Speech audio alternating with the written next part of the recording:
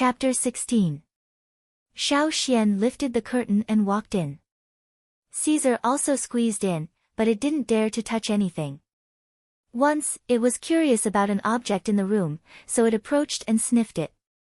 As soon as it touched it, its nose was pinched. No matter how hard it tried, it couldn't get it off. The more it tried, the tighter it got. Even though Xiao Xian quickly helped it take it off, it still hurt for a long time. Since then, Caesar was very obedient every time it came here. It only followed Xiao Xian closely, out of curiosity. Ku's house was bigger than most of the houses nearby. It was about 100 square meters. There were all kinds of stone tools hanging in the house, from stone cups and bowls for daily use, to stone knives and spearheads for hunting. There were also many kinds of tools, including organic tools such as antlers and animal bones. There were also stone tools, but most of them were compound tools, which were a combination of the former two. Compound tools were mostly used by the warriors in the tribe. After glancing at the tools hanging on the wall, Xiao Xian withdrew his gaze and went directly to the small room where Ku was polishing tools. Ku was sitting there with gray hair.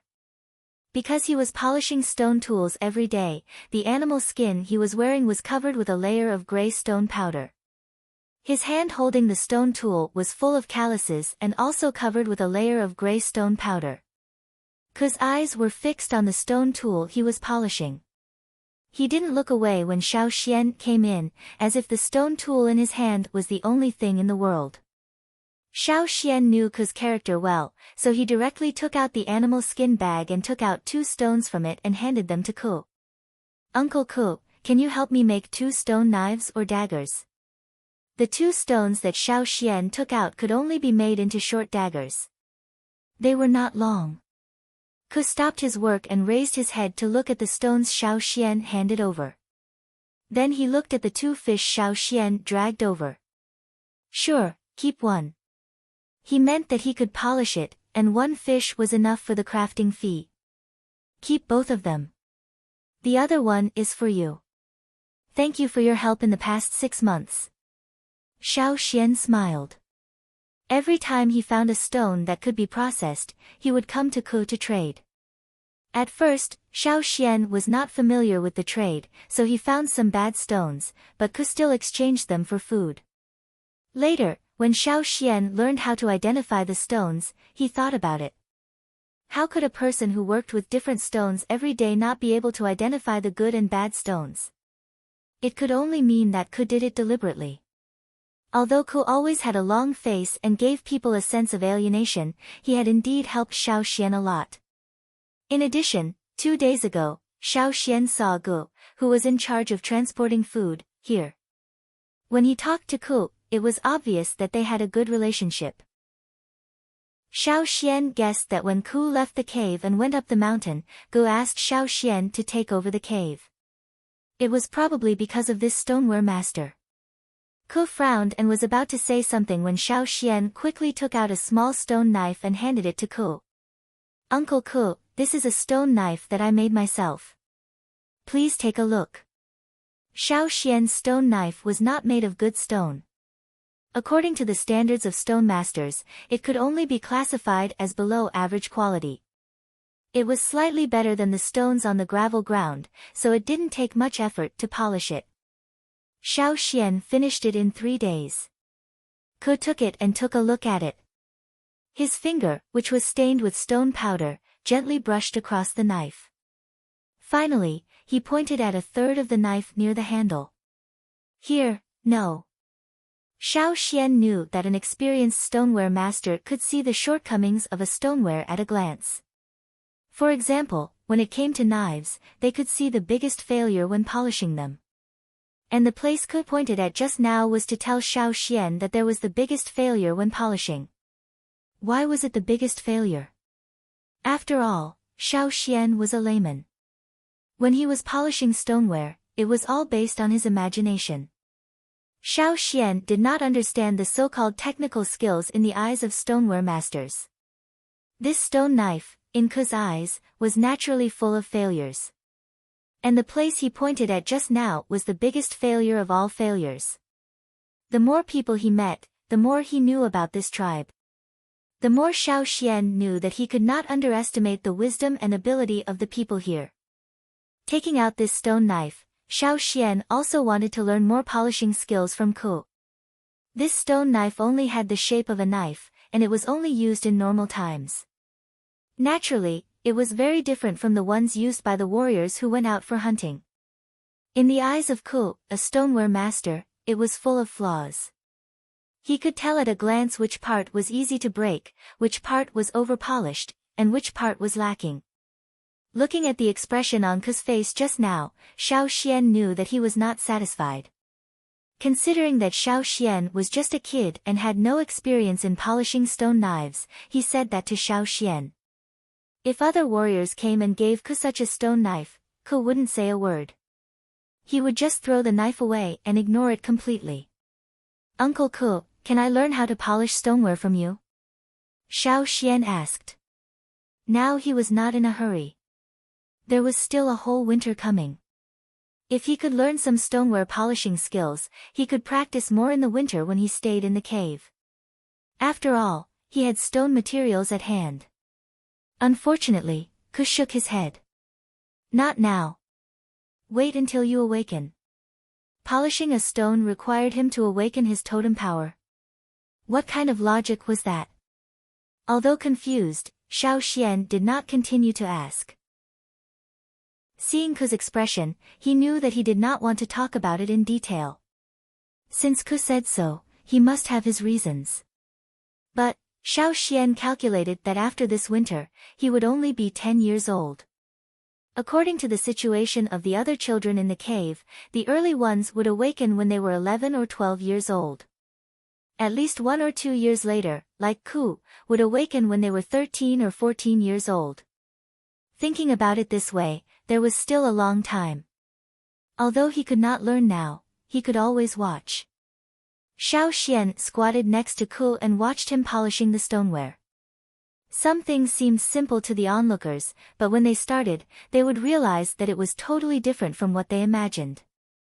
Xiao Xian looked at the dagger Ku had polished, and then looked at the one he had made himself. Well, he would not know until he compared them. Without looking at the stone materials, he could tell the difference just by looking at them. No wonder Ku looked so forbearing when he looked at the dagger Xiao Xian had made himself. He must have cursed him 1,000 times in his heart, but he did not because Xiao Xian was just a kid. When it was getting dark, Xiao Xian helped Ku set up the stone pot, lit the fire, and chopped the fish. Then he said goodbye and went back to the cave with Caesar. Not long after Xiao Xian left, Ku put the polished stoneware in a box, wiped his hands and started to prepare the food. The water in the stone pot was already boiling. When he was putting the fish meat that Xiao Xian had already cut into the pot, there was a light sound from the window behind him, followed by the whooshing sound of arrows flying. Ouch! Thump! The person who came in through the window fell to the ground. Ku did not even raise his eyes, but stirred the soup in the stone pot with a spoon. "Hey, old Ku, why did you change your trick again?" Ouch! The one-armed Gu rubbed his buttocks. Just now, his buttocks hit the ground first, and his legs were tightly bound by a rope. Otherwise, he would not have fallen from the window. He was only missing an arm, not a leg. Under normal circumstances, how could he fall so easily? While they were still cursing, Ku continued to stir the soup in the stone pot, ignoring Gu who came in through the window and was still talking a lot. Gu finally untied the rope and stood up. He sniffed and immediately came to the stone pot, fish soup. He glanced around the room and saw the fish on the side. He smiled, "That guy came here." Ku did not say anything. "Ah Xian, that brat, dragged the fish to me yesterday to exchange for a big bag of salt. What a big plan. I went to the cave today to have a look. Wow, you don't know, the cave is full of fish. This winter, those brats will have a good time. TSK, no wonder you recommended Ah Xian to take over Ku. It hasn't been long, but the situation in the cave has changed a lot. Half of my salt was exchanged by that brat." Gu clicked his tongue and sighed. There was a naturally formed salt pool near the mountain where the tribe was located. The salt of the tribe came from there. However, the tribe controlled the salt and gave a fixed amount of salt to each family regularly to ensure the minimum living requirements. If you wanted more, you had to exchange with other things. Don't even think about stealing. There were soldiers guarding the salt pond. The people in charge of the salt pond were all from the mountain. If people wanted more salt, they had to go up the mountain to trade for it. However, Gu was in charge of food, so he naturally had more on hand. Xiao Xian took the fish directly to him. Gu found a stone stool and sat down when Ku still did not say anything. He said to himself, I saw that guy sharpening a stone knife the day before yesterday. He came here today to ask for your guidance, right? Before Ku answered, Gu continued, actually, that guy is a good guy. He is energetic and smart. At first glance, I can tell that he is full of bad ideas. Just like you, he is suitable for those things of yours. Since he came here and showed his sincerity, why don't you accept? Gu, who was swinging his feet, glanced at the chopped fish on the table and fixed his eyes on the stone pot.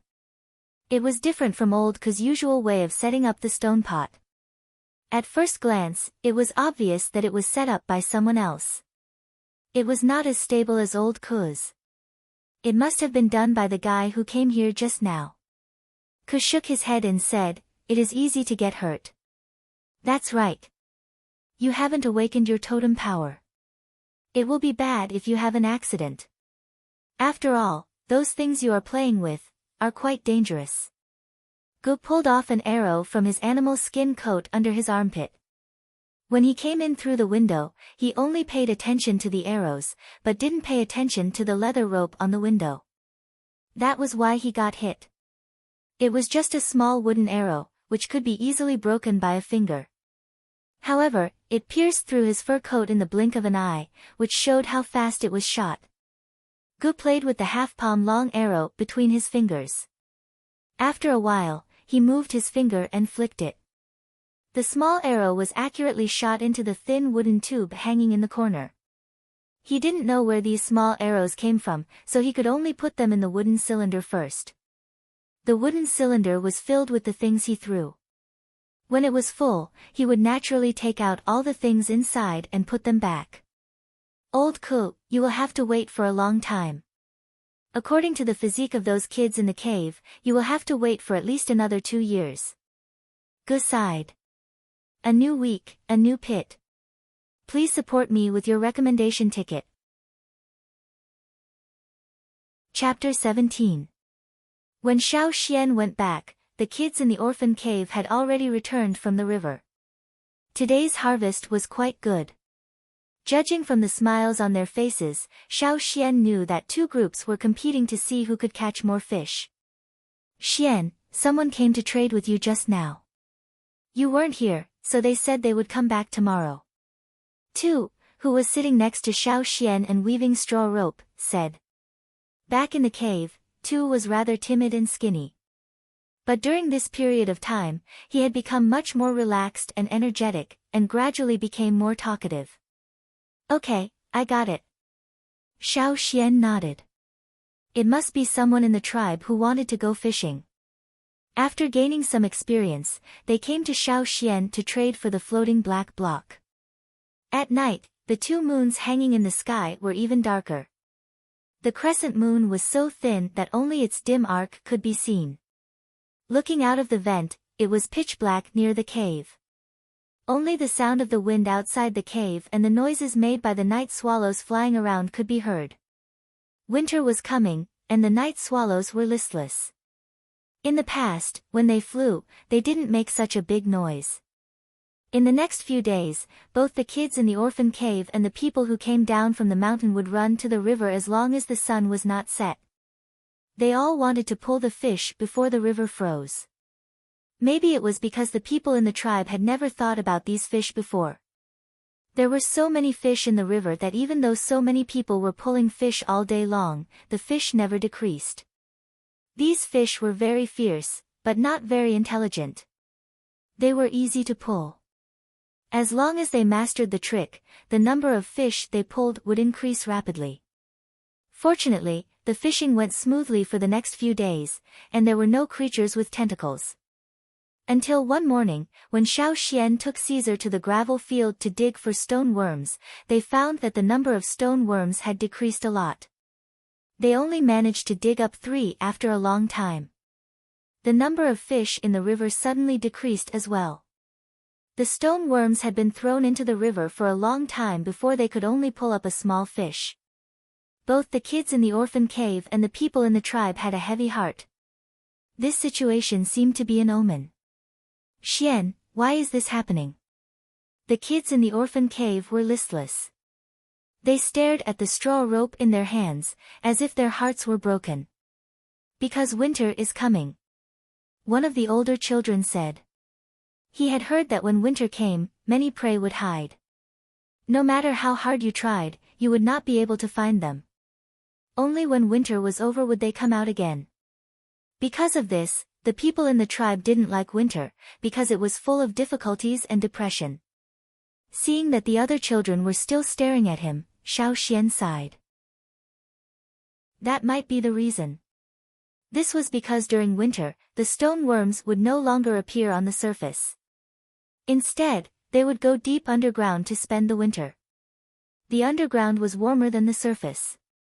The piranhas on the banks of the river would also leave the shallow waters near the shore and swim into the depths of the river, to areas that would not freeze in winter.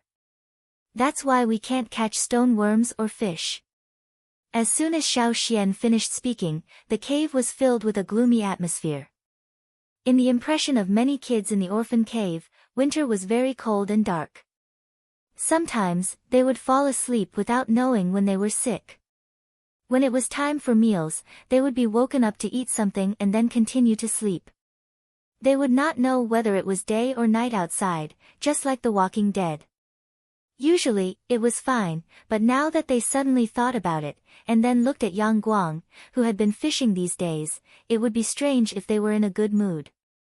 There was also a kid sitting in the corner with a sad face, holding the new fish he caught this afternoon. While feeling sad, he touched the fish's head reluctantly. However, with the dark red eyes on the dead fish's head, and the cracked mouth full of fine sharp teeth, this man and fish looked very strange. If this happened in the peaceful era of Xiao Xian's previous life, this kind of person would definitely be labeled as perverted and mentally twisted. However, in this world, it was all too normal. Xiao Xian covered his face and looked away, no longer looking at the sad kid holding the fish in the corner. In the past few days, Xiao Xian had taken out the hay used for sleeping in the cave to dry. Even the fur was washed and dried. In fact, they were well prepared. But no one could remove the shadow of the coming winter. What happened in the past had left a deep impression in the hearts of the kids in the orphan cave, so Yang Guang could not get up no matter what. It was only noon, but the sky outside was already gloomy. While Xiao Xian was thinking about what to do in winter, Stutterer, who was sitting beside him, came over. "Xian. I want to," Stutterer held back for a long time before he could express his thoughts clearly. Stutterer had a younger sister. When Stutterer lost his parents and was sent to the orphan cave, his sister was adopted by a family on the mountainside. The tribe valued girls more, and people who adopted girls could get more subsidies from the tribe. Most of the people in the tribe would awaken their totemic power. Boys would awaken their totemic power when they were about 10 years old, or not much later than 15 years old. That was why the kids in the orphan cave and those living in the Mountain Foot district only cared about eating and sleeping. They did not need to work hard. As long as they did not starve to death or die of illness, they would naturally become totemic warriors when they were old enough. Compared to boys, there were fewer girls who awakened their totemic power. Nearly 1/3 of them would never awaken their totemic power. However, the tribe would not treat them unfairly. On the contrary, girls were treated much better than boys in the tribe. Therefore, even though they were all orphans, some families were willing to take in girls. That was why there were no girls living in this cave. All of them had totemic power. Stutterer wanted to visit his sister before winter came. He wanted to bring her a fish and deduct it from his share.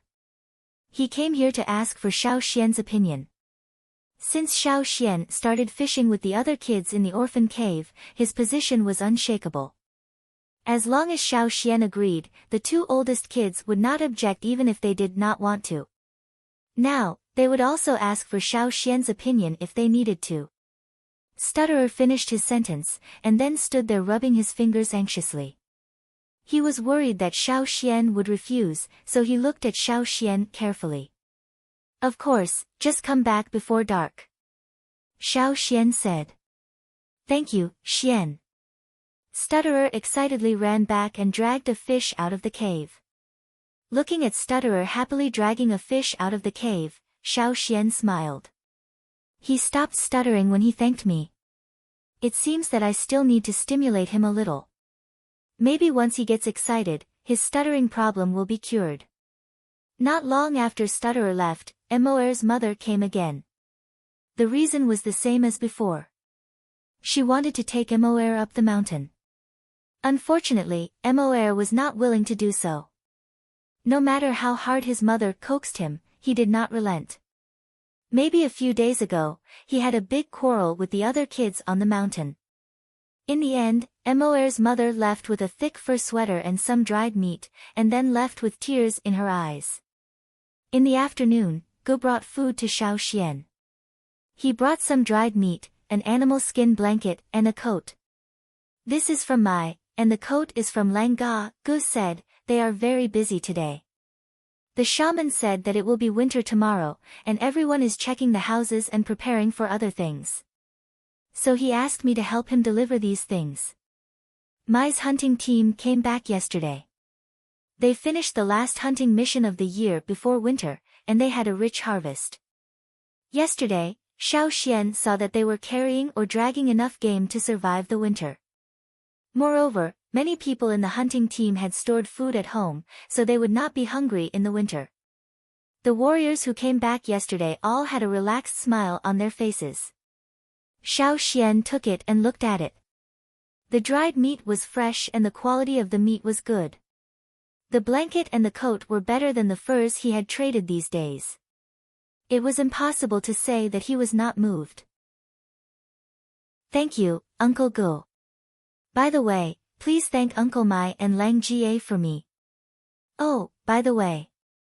Xiao Xian dragged two fish over and asked Gu to bring them to Mai and Lang Ga. Although he knew that Mai and the others had enough game to survive the winter, Xiao Xian still wanted to express his gratitude.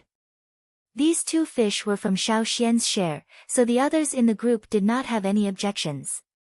Hey, aren't you afraid that I will take the fish? Gu threw the fish into the empty stone tank, carried it with one arm and left. Since the shaman said that winter might come tomorrow, Xiao Xian told the others in the cave that the furs had been distributed. He did not need to tell them what to do. These kids knew how to protect themselves. That night, the sky was dark. 2 days ago, they could see a little crescent moon, but today, it was completely gone. It was so dark that it was depressing.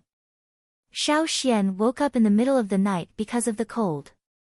He felt as if he was lying in ice and snow, so he was shivering. But strangely, when he woke up, he did not feel so cold anymore. Sitting up, Xiao Xian pulled away the straw blocking the vent a little. Suddenly, he was shocked by the cold wind that came in. Winter had officially come. With the arrival of winter, the kids' lives in the cave became the same as before. They just ate and slept. The temperature outside the cave was very low. Even if they woke up, they could do nothing but sleep. They hoped that the next time they woke up, winter would be gone. With food and a thick blanket covering them, they slept quite comfortably this winter. At least, it was more comfortable than the winter in their impression. They slept more peacefully. In winter, Gu still came every day to deliver food against the cold wind and snow. Xiao Xian felt that it was not necessary to suffer so much. After discussing with Gu decided that he would bring 3 days' worth of food each time, and then he would come every 3 days. Now, the cave was not as chaotic as before. Gu knew that Xiao Xian could control the situation, so he did not object. He even left a lighter for Xiao Xian so that Xiao Xian could light the fire. In fact, there were other things to do in winter. For example, the tribe sent people to teach literacy and counting. As usual, there would be people coming every 20 or 30 days. Winter was as usual. Today, it was time for the teachers to come again. The day before, Gu had sent a message to Xiao Xian, asking Xiao Xian to be prepared. Otherwise, the kids in the cave would all fall asleep and miss this rare learning opportunity. Therefore, when the old hunter who was in charge of teaching the children lifted the curtain and entered the cave, before he could feel the warmth from the bonfire in the cave, he saw that the children who were supposed to be sleeping on the ground were all sitting there energetically. Their eyes were shining, and he couldn't help but shiver. Because he lived in the mountain and was delayed by other things, he had not been here for nearly 40 days. Therefore, he did not know much about what had happened down in the mountain. Yesterday, he went to Gu to ask about the situation in the cave. It was just a routine question, but he did not expect that the cave had changed so much in just 20 days. Yesterday, when he heard that Xiao Xian, who was less than 10 years old, was in charge of the cave, the old hunter was very dissatisfied. Wasn't this bullying? Were the kids in the cave easy to get along with? When he went to teach in the cave before, only Xiao Xian was serious about learning. The old hunter had a good impression of Xiao Xian. When Gu explained, he did not believe it. Now that he saw the situation in the cave with his own eyes, it seemed to be different. Under the abnormally eager gazes of more than 20 pairs of eyes, the old hunter walked in stiffly and sat on the stone stool that he used to sit on. He took out a piece of animal skin with numbers written on it and checked it against the light of the bonfire. He cleared his throat after confirming that it was the right piece of animal skin. Well, today, I'm going to teach you how to count from 1 to 10. Listen carefully, I'm going to read it once. Cough, 1, 2, 3. After reading it once, the old hunter felt that the atmosphere around him was a little strange. He moved his eyes away from the scroll and looked up. He saw that the passionate gazes around him had become impatient. Some of them even looked at him with disdain. What happened? It was just the beginning and they were already impatient. The old hunter was not happy. It was the same when he came to teach in the past. After he read 2 numbers, the kids would yawn and want to go to sleep. The old hunter was so angry that he had a headache. When the old hunter was about to scold them, he heard a kid complaining, "Why don't you go to sleep in the middle of winter? Just to let me listen to this? Only from 1 to 10. This old man can't do it." That's right. Hey, old man, can you do it? Do you only know how to count from 1 to 10? Xian, if you can't do it, let this old man go. Let someone else do it. That's right. Let someone else do it. Let someone else do it. Let him go. Xiao Xian looked at the old man holding the animal skin roll and found that the veins on the old man's forehead were throbbing. How rare was that? The old hunter would never have thought that this bunch of brats would actually love to learn. Chapter 18. Of course, the person who was in charge of teaching was not an idiot who could only count from 1 to 10 at his age. Moreover, he was an old hunter. Even if he did not know much about other things, he was definitely good at counting.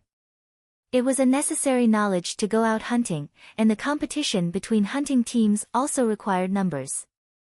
Knowing that the kids in the cave could almost count from 1 to 30, the old hunter was surprised, but also happy and gratified. He loved teaching, but it was a pity that the kids in the mountain did not need his guidance at all. It was rare for him to be in the mood, so he taught with all his heart today.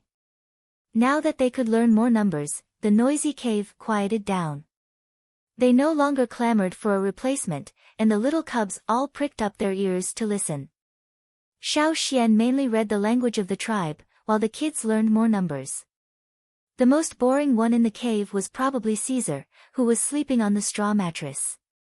When the old hunter left, he was not satisfied yet, and he was reluctant to leave. In the past, he would only come here 2 or 3 times in a winter, but now he had a great time teaching. Even if he wanted to come a few more times, he could not go down the mountain every day. After some consideration, the old hunter kept the animal's skin in his hand. It was not the one he took out at the beginning, but a bigger one with more numbers and words. He asked Xiao to keep it, and anyone who wanted to see it could go to Xiao. The vents in the cave had been blocked with straw, so no light could come in. Since winter came, the cave had no difference between day and night, so it was impossible to have a fire burning all day long. There were some firewood in the cave. 2 days ago, some warriors brought it here, but it was not enough to burn all day long. Xiao looked at the fire, and thought that if the cave could be brighter, it would be more convenient for him to do anything. Caesar was lying next to Xiao, eating raw fish. He did not like cooked food. The fine fish teeth left behind after eating the fish were not suitable to be made into other tools. They were too small, and they could not go out hunting, so they could not use hunting tools. Xiao made some brushes for Caesar, and combed his own hair. There were combs in the tribe, but the kids in the orphan cave were not interested in combing their hair. Their image was not as important as food. Both men and women in the tribe had long hair and short hair. Those who didn't like long hair cut their hair short with a knife. However, no one in the cave cut the hair of the children, so all of them had messy hair. The slightly bigger fish teeth were fought over by the children in the cave to make necklaces. It was a way for people in the tribe to show off their hunting abilities by using the horns or teeth of the prey as decorations. Some warriors would give these ornaments to their beloved girls to please them. Women would also compete with each other to see whose necklace was of higher quality and whose feathers were more ferocious. The more powerful the prey was, the more envied by the tribesmen. Naturally, children would compete with each other. Most of the necklaces worn by the kids in the Mountain Foot district were made from the horns, teeth, or some part of the bones of the hunted animals. Many kids in the orphan cave had lost their parents long ago, so no one gave them such ornaments. Every time they went to the tribe, they would envy the other kids who wore such ornaments. This was one of the reasons why they often fought with other kids in the tribe. But now, they could make necklaces with the teeth of the prey they caught. How could they not be happy? Now, they also had necklaces, which were not worse than the ones worn by the other children. The reason why these children liked fish so much was also related to the fish tooth necklaces. Xiao did not compete with them for the fish teeth. He gave the bigger ones to the other children. Stutterer brought a fish tooth with him when he visited his sister. It was even bigger than the ones he had. It was not easy. While Xiao was thinking about how to improve the situation in the orphan cave, the children in the orphan cave were not so worried. Every day, other than sleeping, they would sit by the fire and talk about the experience of counting when they ate. Moer also practiced his knife skills every day. He had already mastered counting, so he knew more words than the other children in the orphan cave. Every day when the fire was lit, he would practice his knife skills in a corner. He would throw a stone into the air and then swing his knife. After all, there was no night swallow for him to practice. After eating, the children in the orphan cave fell asleep one by one. The wood in the fire was almost burnt out. Xiao added another piece of wood to the fire. When the other end of the wood was burning, he took the burning wood and walked deep into the cave. That day when he checked the cave, he found a stone room piled with miscellaneous things. The room was very messy. The stone pot used by the children in the orphan cave was also found by Xiao from there. Except for the stone pot, Xiao did not pay much attention to anything else. Since he had nothing to do today, he took the torch and went there to see if he could find something useful. Although the ventilation of the sleeping place was blocked, there were still some small cracks and openings in the cave that connected to the outside. As he walked deeper into the cave, he could feel the cold wind blowing. Fortunately, The wind was not strong, so the flame only jumped a few times and would not be blown out. Xiao Xian wrapped himself in the animal skin coat and continued to walk in according to his memory. Caesar followed closely beside him. There were many stone rooms deep in the cave, which were distributed in the shape of branches. The stone room piled with miscellaneous things was the second to last one on the right. It was quite big. The ventilation of the stone room was blocked. Xiao Xian took the torch and looked through the miscellaneous things here. Some of the items had been used before, but later the children in the orphan cave were too lazy to use them. They just waited for the tribe to distribute the food, so these tools and miscellaneous things were all piled up here and covered with dust. In addition to a few stone stools, there were also things to set up a stone pot, but Xiao Xian was not interested in them. After looking for a while, Xiao Xian's eyes fell on a round stone plate. The stone plate had a flat bottom, and the edge was 1 finger high. Was it for food? Why would he use it when he already had a stone pot? Putting the stone plate aside, he continued to look through other things. While looking through, Xiao Xian paused and looked back at the stone plate that was thrown aside. He roughly measured it with his hand, and then raised the torch to look at the blocked ventilation. Many of the ventilation openings in the cave were opened wide, which not only allowed ventilation, but also allowed light to pass through. Xiao Xian looked back and forth between the blocked ventilation openings and the stone plate. Then he picked up the stone plate and went back along the path. After adding some firewood to make the fire bigger, Xiao Xian took some snow from the thick layer of snow at the entrance of the cave and put it into the stone pot. He put the stone plate outside the straw curtain at the entrance of the cave, and poured the melted snow into it. After a while, Xiao Xian looked again and found that the water had frozen. He dragged the stone plate into the cave, burned the edge of the stone plate with the fire, and then turned the stone plate upside down. The round ice cubes inside were poured out. Some of the children who had not slept looked at Xiao Xian in confusion. They were very curious. Wrapped in blankets, they were too lazy to stand up because of the cold, so they stretched their necks to look at Xiao Xian. The fire was not bright, so they could not see what Xiao Xian was doing. It was too cold to use his hands directly, so Xiao Xian wrapped the ice in animal skin. Holding the ice, he stepped on a stone and let Stutterer pull out all the straw blocking the ventilation openings. Without anything blocking the ventilation openings, the cold wind from outside poured in. It was so cold that the children in the cave shivered. Xiao Xian, who was standing at the ventilation openings, felt it even more strongly. He felt that his face was numb. He quickly worked with Stutterer to push the ice cubes into the ventilation openings. As Xiao Xian expected, the ice cubes were about the same size as the ventilation openings, just a little bit smaller. This little bit was just enough for him to push the ice cubes into the ventilation openings. In the past, Xiao Xian did not understand why there was a depression in the ventilation openings, but now he knew that it was used to block the ice. There was still a small gap, so he just used the straw to block it. After the ice cubes were filled, the cold wind outside did not blow in anymore, but light shone into the cave through the ice cubes. In the winter here, there was no blazing Yangguang, but there was still light outside during the day. In Xiao Xian's opinion, this kind of transparency was not very satisfactory. There were also many flaws in the design, but for these children, it was already very satisfying. One by one, they stared at the bright ventilation openings with their mouths wide open. They were dumbfounded. It turned out that the ventilation openings could be very bright in the winter. Xiao Xian only installed one and let the others do the rest.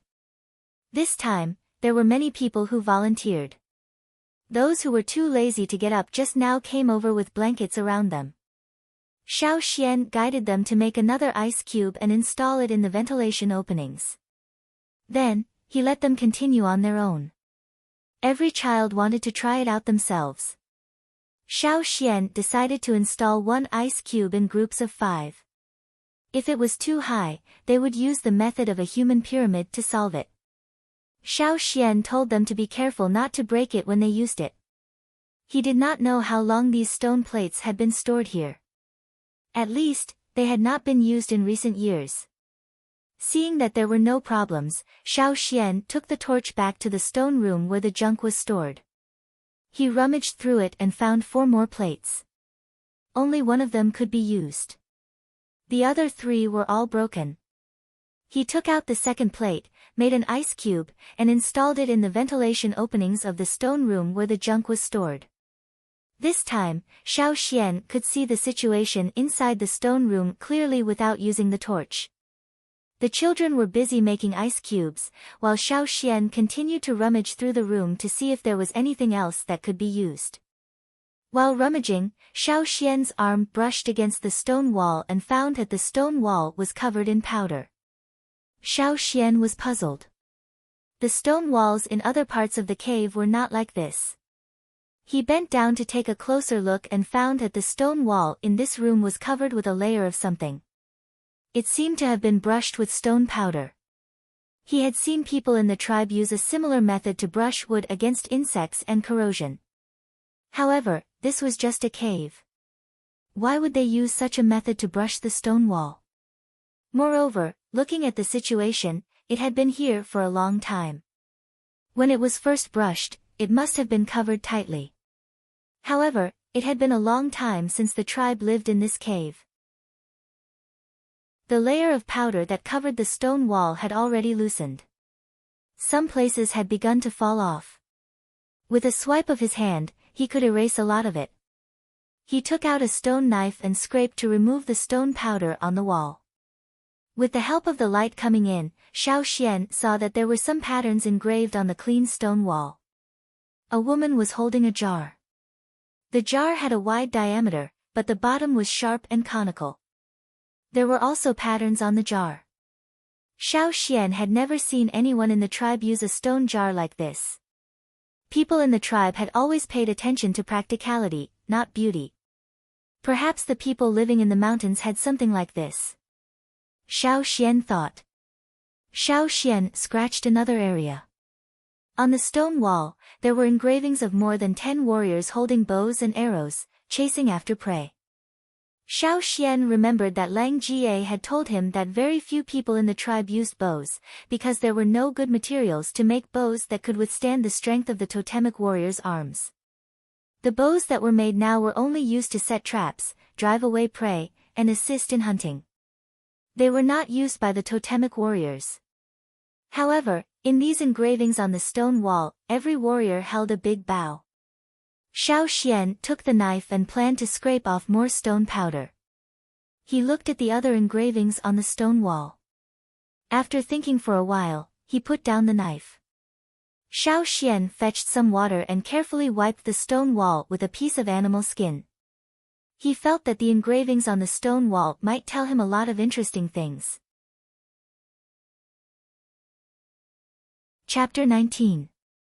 It was still snowing heavily outside the cave, and a thick layer of ice had already formed by the river. Few people in the tribe went out. If you stood outside and looked around, all you could see was white. There was a fire in the cave, and the atmosphere was different from before.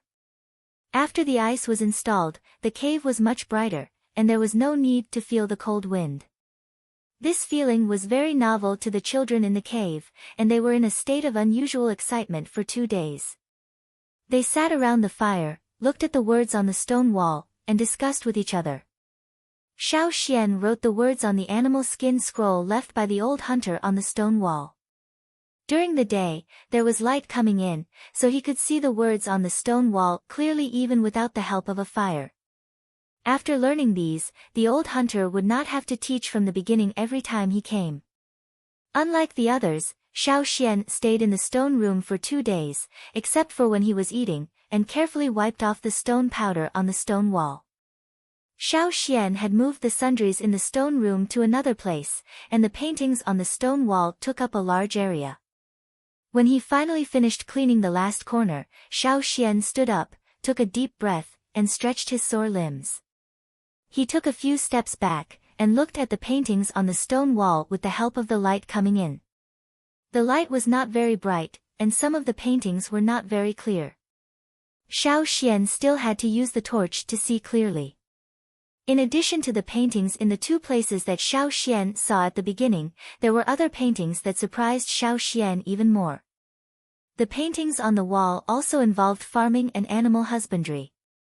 There were people working in the fields, people driving the sheep with whips, there were people wearing fur coats and holding small and fancy wine glasses, people standing on boats and casting nets to catch fish, and groups of women picking vegetables with baskets in their hands. There were even some people riding horses. There was also a painting of an adult running with a child on a horse. Next to it was a painting of a battle or a hunt. This painting was longer than the others, and took up almost half of the left wall. In front of the painting, there was a tall horse, and on the horse was a warrior with a long feather ornament on his head. He was obviously stronger than the others, and his head was held high. He looked very imposing, and should be the leader of these people. Behind the strong warrior, there were several horses galloping behind him. There were also some wolves. No, that's not a wolf. Compared with Caesar, the animals in the painting had long and curled tails. A few of them even had their tails curled upward. Is it a hunting dog? Some of the hounds opened their mouths and stuck out their tongues as if they were panting. Two of them tilted their heads to the side as if they were listening to someone. There were also some buildings in the background of these paintings. These buildings were taller and bigger than the ones Xiao Xian had seen in the tribe. Although he had heard that the houses in the mountainous area were much better than those at the foot of the mountain, Xiao Xian simulated it in his mind based on the information he had heard. Even the houses in the mountainous area were not as big as these mansions in the paintings. His sight returned to the painting he saw at the very beginning. The woman in the painting was wearing an accessory on her head, but it was not as simple and crude as the accessories worn by women in the tribe today. Instead, it was more delicate and exquisite. As for the jar she was holding, if those jars were not stone jars, Xiao Xian thought of a possibility: pottery. How long had these paintings existed? If it was about the same age as this stone room, it should have been hundreds or thousands of years. Thousands of years ago, there had been animal husbandry, breeding and other agriculture, fishing and pottery. There were also many different kinds of hunting tools. There were even hunting dogs, which were real hunting dogs, unlike Caesar, who was accidentally brought back to be raised as a poor wolf. Xiao Xian suppressed the shock in his heart and continued to look. The paintings on the left stone wall were obviously different from the ones on the right. In the middle, where the left and right were separated, Xiao Xian could not understand what the paintings were. They were too abstract and looked a little messy at first glance. Xiao Xian also could not make a guess based on the paintings before and after. However, it was obvious that after this painting, the style of the paintings seemed to have suddenly fallen from the vigorous and confident state to a state of depression. Many of the paintings revealed a sense of bleakness and desolation.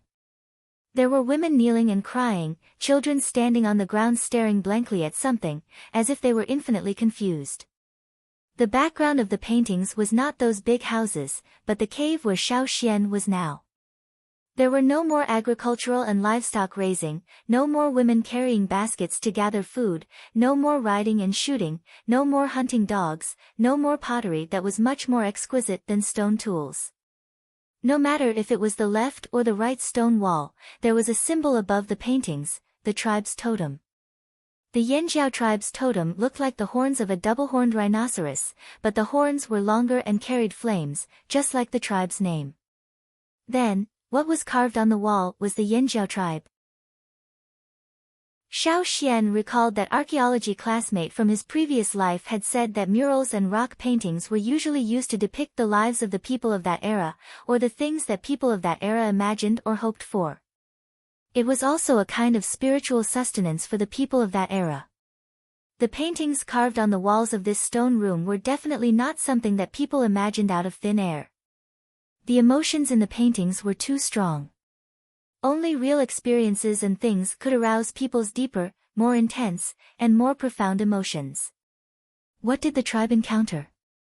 Natural disaster. Man-made disaster? Or was it a combination of both? At the end of the right stone wall, there were many palm-sized paintings.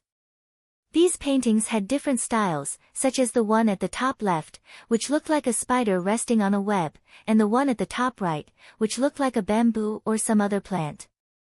There was even one that looked like a mask, which looked very scary. There were plants, animals, and all kinds of things that Xiao Xian could not imagine. While Xiao Xian was studying the murals, someone called him from outside. "Xian, Uncle Gu is here. Xian, come here." The other kids in the orphan cave were not interested in the deeper parts of the cave. During the years they lived in the orphan cave, they only went to the designated places to pee and poop, and did not go deeper. They lost interest after seeing those places once. Therefore, the kid who called Xiao Xian did not walk towards him, but shouted directly. Coming back to his senses, Xiao Xian realized that today was indeed the day when Gu would deliver food. This time, Gu also delivered 3 days' worth of food in one go. When Xiao Xian saw him, there was still a lot of snow on Ji's fur coat that had not melted, but Gu did not care at all. His eyes were fixed on the air vents filled with ice, and he was still fiddling with the stone plates in his hands. Obviously, he did not expect that there would be such things in the orphan cave. Since he was responsible for delivering food, the orphan cave had always been dark in winter. He had heard that there were similar things in the orphan cave before, but he had never seen the kids use them. Plus, the orphan cave was in bad condition before, so he did not ask too much. He did not expect that he would be able to see them today. He asked the other kids in the orphan cave to help unload the food. Now that there was enough food, the kids in the orphan cave did not fight for it like before. After hearing Xiao Xian's words, they all went to help. Then Xiao Xian distributed the food according to groups. As for how to distribute the food, he did not need to worry about it. Today, Xiao Xian did not let Gu leave immediately. Instead, he asked Gu to tell the kids about the tribe. After all, Gu had nothing else to do after delivering the food. Xiao Xian just wanted to get more information from Gu, to see if he could connect it with the paintings on the stone wall. Unfortunately, what Gu said was similar to what Xiao Xian heard from the Lang Jie and the others. There was nothing he wanted to know. Gu drew a pattern on the ground with a charred twig. Xiao Xian knew that Gu glanced at him several times. Obviously, Gu had seen what he was drawing, but he did not show any abnormality. Apparently, Gu did not recognize this pattern. What Xiao Xian drew was one of the patterns with different styles on the right wall of the stone room. Gu could be considered as a senior warrior in the tribe, but he did not recognize this pattern. Xiao Xian sighed in his heart. It seemed that it would be difficult for him to know more about the paintings on the stone wall. Actually, at the end of the painting on the right side of the stone room, there was a sentence below the pictures of different styles. However, Xiao Xian didn't recognize some of the words and couldn't connect the rest of the sentence. Although Xiao Xian could speak the language here fluently, he was still unfamiliar with many words. Xiao Xian calculated the time when the old hunter would come again, so he learned the few words. He would ask when he had the chance. After another 10 days, the old hunter finally came down from the mountain and came to the cave again. He was surprised to see the changes in the cave. After checking, he found that the kids in the cave had indeed learned a lot. The old hunter was very happy. He took out another animal skin roll and taught them something new. During his free time, Xiao Xian asked him about some words. These words were not all from the stone wall, there were other words mixed in. Xiao Xian did this because he didn't want the old hunter to be suspicious. However, it turned out that Xiao Xian thought too much. The old hunter was very interested in teaching and did not think too much about other things. He only thought that Xiao Xian had seen these words from someone else, so he was very interested in teaching Xiao Xian how to recognize them one by one. After the lesson, the old hunter even praised Xiao Xian. These few words are well written, they're very impressive. You will definitely be a brave warrior in the future. Xiao Xian just smiled and did not say anything. The words that were praised were written by him imitating the words on the stone wall. He didn't copy them exactly, but because he copied them, it carried some of the charm and grandeur of the original. It seemed that the person who painted and wrote in the stone room was also a warrior, and probably very powerful. After the old hunter left, Xiao Xian wrote the words on the stone wall from the old hunter's new animal skin roll for the kids in the cave to study. Then he went back to the stone room. After recognizing the words, Xiao Xian finally knew what the words were. One day, we will return to our homeland. The glory is still here, and the fire of Yanjiao will never die.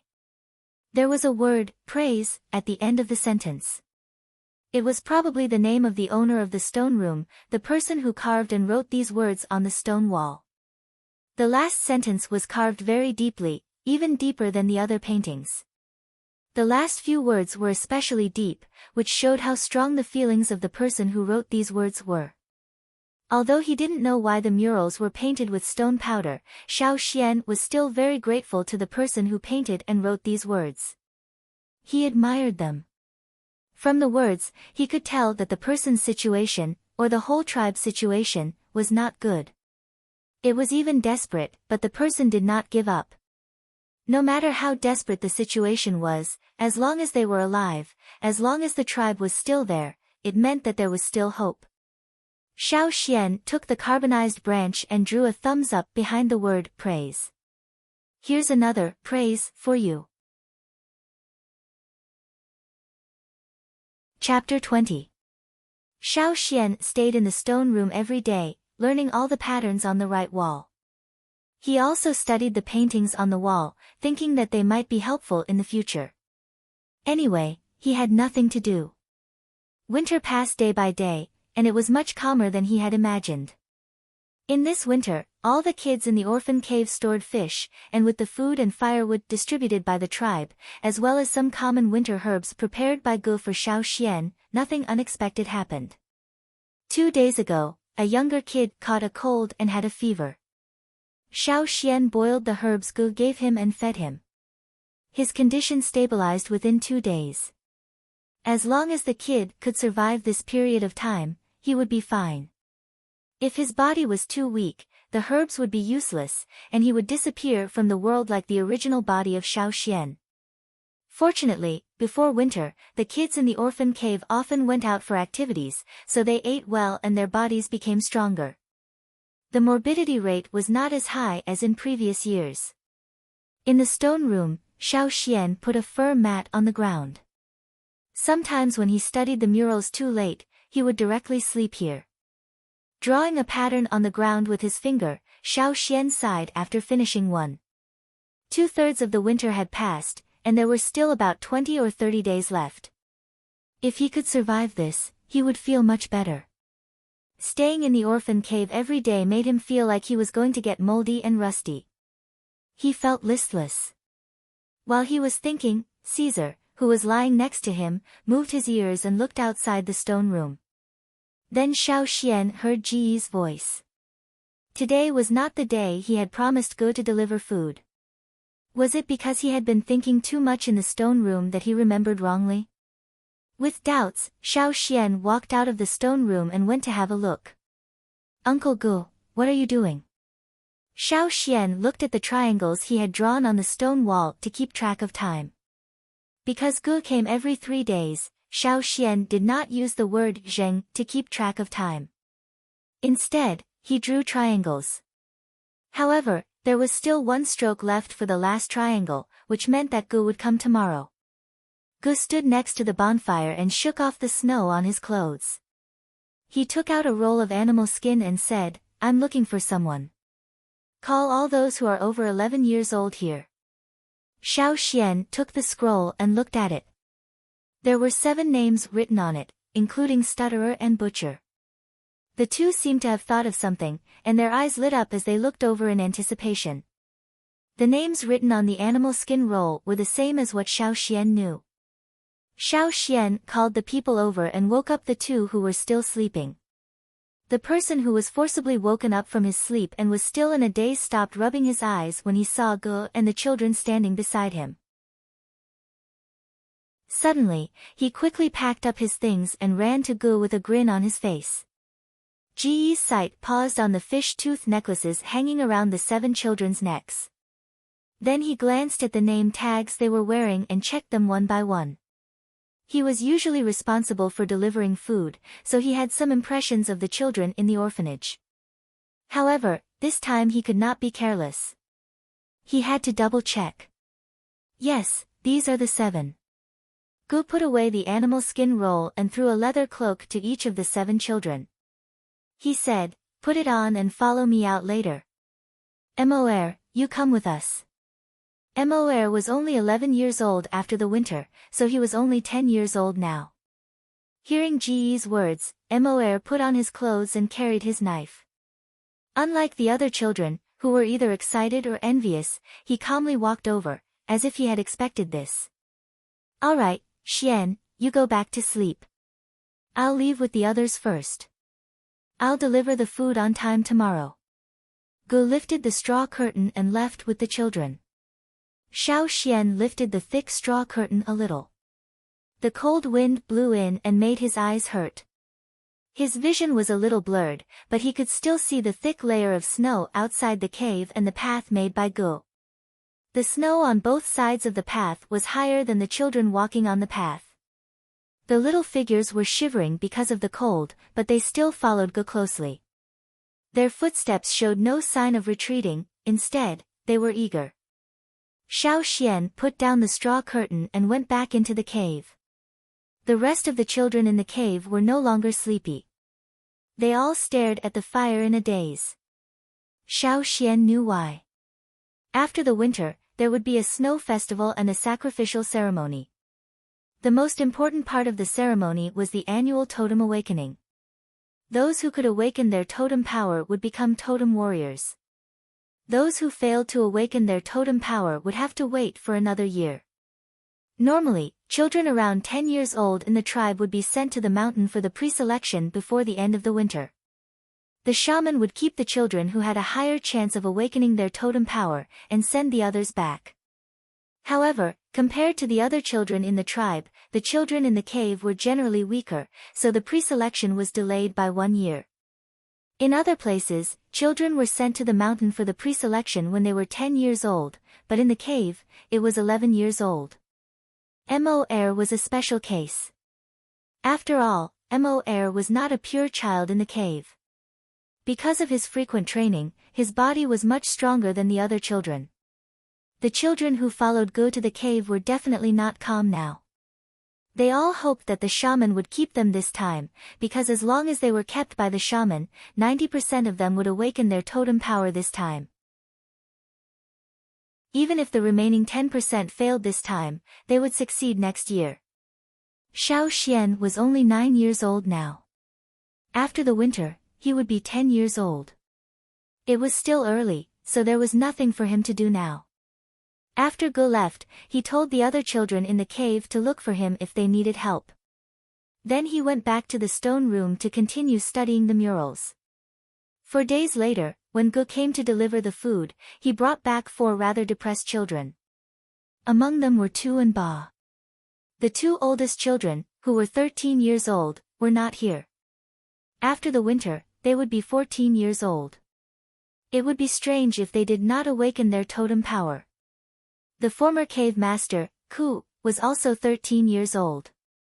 He knew some people who lived on the mountainside, so he must have been training this winter. Many warriors believed that the stronger the body before the totem power was awakened, the stronger the power would be after the totem power was awakened. Ku asked someone to take him in during the winter. He could eat better, and he could also learn from the totem warriors. It was much better than staying in the cave. This was also the reason why Ku did not stay in the cave for the winter, but went up the mountain early this year. Don't be sad. It's just a matter of time. Maybe you can become totem warriors next year. Ge comforted the 4 depressed children, put down the food, and left. I really envy them. They are kept by the shaman, and they can learn from him. one of the children brought back by Gu said. Hey, what did the shaman say to you? The other children also gathered around and asked. The shaman, the 4 children, who had lowered their heads, suddenly raised their heads 45 degrees. Their eyes were full of admiration and awe. Xiao Xian curled his lips. Teaching? Was it brainwashing? That old faker. Xiao Xian only cursed in his heart, but he would not say it out loud. Look at those 4 children. It had only been a few days, but they had been completely brainwashed by the old faker. After this episode, the cave became peaceful again. Although Tu and Ba were still depressed, they still had to live their lives as usual. One night, Xiao Xian was sleeping. He dreamed of 2 crescent moons, the melting of ice and snow, and fire, until he heard some shouts. The shouts were getting louder and louder, and he was awakened from his dream. The shouts were not from the people in the cave, but from somewhere outside. The older children listened carefully after waking up, and then their faces lit up. Winter must be over. Xiao Xian yawned and wrapped himself in the fur blanket. It was still dark, and the fire in the cave had already been extinguished. They could not see anything, and only the children's voices came from everywhere. Xiao Xian was led by Caesar to the entrance of the cave. Lifting the thick grass curtain, they could hear the shouts more clearly. They could hear the excitement and joy in those voices. Against the cold wind, Xiao Xian looked up at the night sky. The snow had stopped, and the 2 crescent moons that had disappeared for a long time appeared again. Although they were just vague shadows, they brought some vitality to the dark night sky. Winter was over, and the sacrificial activities of the snow festival were put on the agenda. How many people would become totem warriors this year? This was what many people in the tribe were thinking when they were shouting excitedly. Everywhere in the tribe, there were people standing outside their houses, looking at the night sky against the cold wind. When these people stopped shouting excitedly and discussed the upcoming snow festival, they suddenly heard a child's shouts from the other side of the cave. Chapter 21. That line of the lyrics came true. Xiao Xian wanted to slap himself. Why did he say that? When the sun came out and the ice and snow melted, Gu and his men blocked the group of kids who were holding their tools and planning to go fishing by the river. Seeing Ji's familiar smile and the men he brought, the kids remembered that every year at the end of winter, before the ritual of the snow festival, they would be washed by the stream. They hated bathing the most. In a more elegant way, the ritual of the tribe required bathing. But in reality, the kids who didn't want to bathe would be forced to wash by the stream. Just look at the warriors Gu brought. They had to wash themselves even if they didn't want to. Fortunately, Xiao Xian was willing to wash himself. He didn't even wash his face for the whole winter. His hair was a sticky mess. If Gu didn't mention it, he wouldn't even think about how he looked like now. Xiao Xian walked to the stream and looked at it. Because of the waves, he couldn't see clearly, but he could roughly see how messy he was now. The strong warriors could jump directly into the stream, but the kids couldn't. Gu asked people to boil water in advance. Then, he scooped half a ladle of hot water and added some water from the stream and poured it on the kids who were stripped naked and pressed on the stone slabs. He also brushed them with something unknown in his hands. Every time he brushed them, a large amount of black water flowed down. These kids were almost turned into clay figurines. Scoop after scoop of water, they were brushed clean. After brushing them, they were thrown on the haystack nearby. Someone would wrap them in clean animal skins and bring them back to the cave. The animal skins that the kids wore before were also taken away by the women in the tribe to be washed. They would only be brought back after they were washed and dried. Xiao Xian's eyelids twitched as he watched this scene. He felt like he had entered a meat processing factory. Seeing Gu looking at him, Xiao Xian immediately said, "I'll do it myself. Give me a ladle." Seeing that Xiao Xian was very cooperative, Gu threw him a ladle and then focused on the other kids. Anyway, none of the kids who survived the winter could escape. The children who were brought back to the cave after bathing were told that the snow festival ceremony would be held the day after tomorrow. This was the witch's decision. No one would argue or complain. It could be seen that the old faker's brainwashing was very successful. Even though he was tortured like this, he didn't complain at all. After 3 days of winter, the thick layer of snow at the entrance of the cave quickly melted. Naturally, the ice in the vent of the cave could no longer hold up. However, once the winter ended, the temperature rose quickly. After wrapping himself in the blanket, he didn't feel too cold. Everything seemed to have regained its vitality. What impressed Xiao Xian the most in the past 2 days was that many people who usually looked like beggars had tidied themselves up very well. Even if the animal skins they wore were not good and had holes in them, they were still clean and their hair was combed regardless of length. On the day of the snow festival, the kids in the orphan cave were still sleeping. The sacrificial ceremony would not be held until the evening. Since they were not allowed to go fishing by the river, they could only continue sleeping. When the time came, someone would come to wake them up. The straw curtain in the cave was lifted. Gu came in from the outside and said to the kids lying on the ground, "Well, boys, get up. Pack up and get ready to go up the mountain." Xiao Xian almost didn't recognize Gu when he saw him. Gu was wearing horns of some unknown beast on his head, and there were several necklaces made of animal bones around his neck. The animal skins he was wearing were not the ones he usually wore. The patterns on the animal skins were very clear, and the hairs were like steel needles. They didn't look so soft. They must be from some kind of fierce beast. In addition to his clothes, Gu also drew patterns on his face with plant pigments. The patterns on his cheeks were very similar to the totem patterns of the tribe. His forehead, nose, and chin were all painted with the same pattern. Every time the hunting team went out, the warriors' faces would be painted with the same pattern. Although the totem patterns would also appear on their bodies when they were hunting, it seemed to be a tradition and a ritual to paint on their faces before the hunt.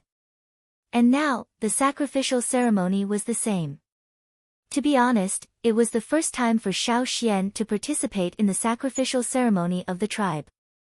When he woke up in this place, the ceremony was already over, so he didn't have any memory of it. It was a very strange feeling. The children in the cave were very enthusiastic about the sacrificial ceremony, because it required the whole tribe to participate in it. No matter if they lived on the top of the mountain or near the foot of the mountain, no matter if they were strong warriors or crying babies, they would all go up the mountain. It was a symbol of the beginning of the year, and also the most festive event of the year. The sacrificial ceremony was held on the top of the mountain, very close to where the shaman lived. Leaving the Caesar in the cave, Xiao Xian followed the shaman out of the cave. It was getting dark, and the night would come soon. The night swallow, which was active in the past winter, seemed to have realized something, so Xiao Xian didn't see any of them tonight. When they went up the mountain, Xiao Xian also saw other people going up the mountain in groups. They were all dressed up. On their heads, there were antlers, ox horns, feathers, and some other head ornaments that Xiao Xian couldn't recognize. On their necks, there were ferocious necklaces. Looking at the animal teeth necklaces on other people's necklaces, compared to the ones worn by the kids in the cave, they were nothing. The totem warriors also had the same painting on their faces as Gu. There were both men and women. Xiao Xian even saw a female warrior. She had colorful bird feathers on her head, several bone chains on her neck, and a belt that looked like some kind of snake skin around her waist. The pattern was very colorful, and her leather skirt was decorated with bone ornaments. When she walked, the bone ornaments made a ka-ka sound. Gu said that she was a very strong female warrior, and had some status in the tribe. When the other women saw the ornaments on the female warrior, they looked at her with admiration and admiration. In comparison, Xiao Xian and the others were like weak chicks walking in the middle of a group of strong human-faced warriors. Xiao Xian also saw other kids in the tribe.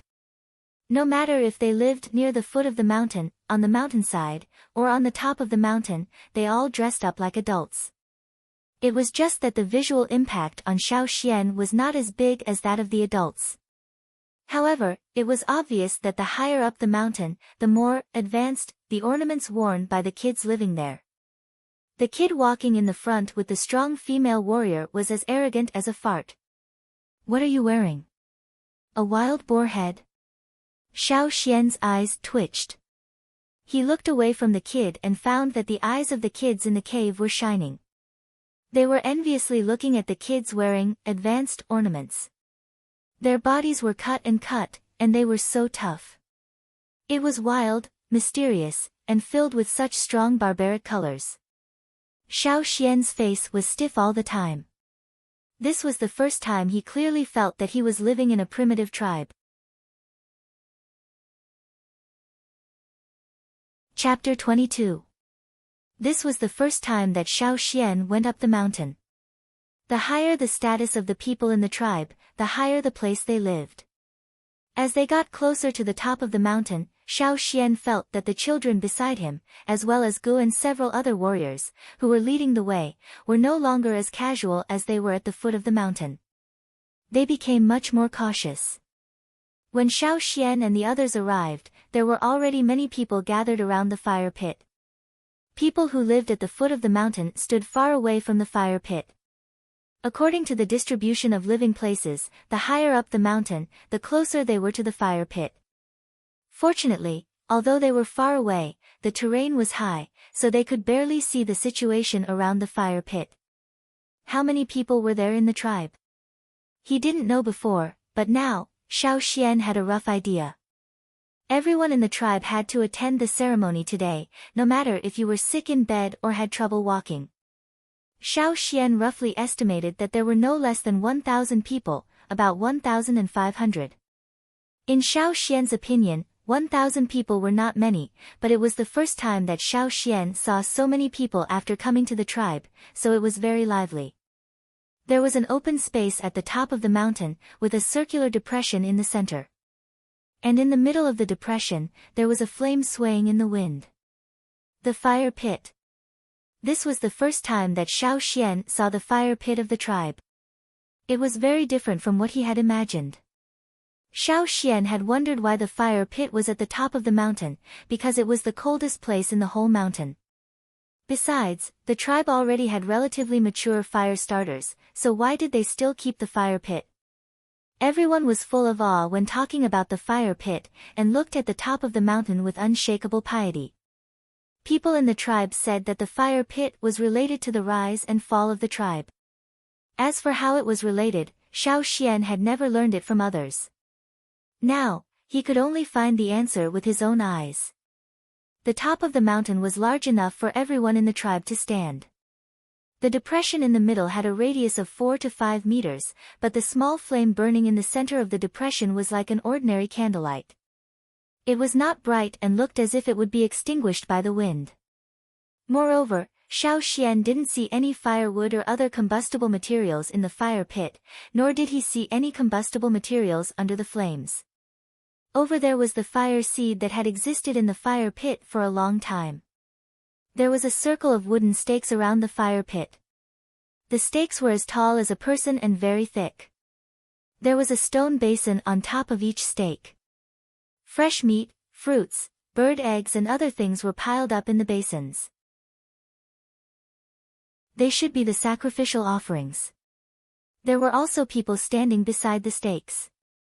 Listening to the discussions around, Xiao Xian knew that those people were the strongest hunters in each hunting group. Some of them were young people, and some were almost middle-aged. There were 50 people in total. Those people also had the same patterns on their faces as Gu and the others. The difference was that the patterns on their faces were not only black, but also white and red. They were dressed more solemnly. One of them had a huge antler on his head, which was much bigger than the ones that Xiao Xian saw along the way. The antler almost covered the man's entire body. Except for the warrior with the huge antler, the others were not inferior to him. Xiao Xian thought that what he had seen on the way up the mountain was already exaggerated enough. He didn't expect that there would be even more exaggerated ones here. Suddenly, the discussion around him became quiet. Xiao Xian looked over. It was the chief and the shaman. Wherever they passed, the crowd automatically made way for them. They were especially respectful. The chief also had a thick antler on his head, while the shaman was dressed lightly. He didn't wear anything too exaggerated. He only held a crutch, his back was a little hunched, and he was wearing a gray cloak made of animal skin. This was the second time that Xiao Xian saw the shaman. He didn't feel much different from when he raised Caesar last year. Following behind the chief and the shaman were the people that people cared about the most in this ceremony. There were nearly 80 children, ranging in age from 10 to 14. These children followed the chief and the shaman to stand by the fire pit one by one. Xiao Xian saw 4 people in the cave, including Moer. When he was in the cave, those children were so grumpy. But now, they were as quiet as obedient babies. Their hair was combed and some bone ornaments were woven. Since Xiao Xian met them, he had never seen them so neat. There are so many children this year. Someone nearby whispered. Yes, there were only 30 or 40 last year. This year, there are twice as many. This is a good sign. With so many new blood joining, our tribe will become stronger. The surrounding people were talking about it, and the group of children around Xiao Xian were also whispering. They were all envious, thinking about when they could also stand in the same place by the fire pit. After waiting for a while, the preparations for the ceremony were finished. The ceremony began. The chief was called Ao, a very strong man. It was said that his strength ranked in the top 3 in the tribe. Ao first spoke a few words about last year's harvest, and then looked forward to the future to boost the morale.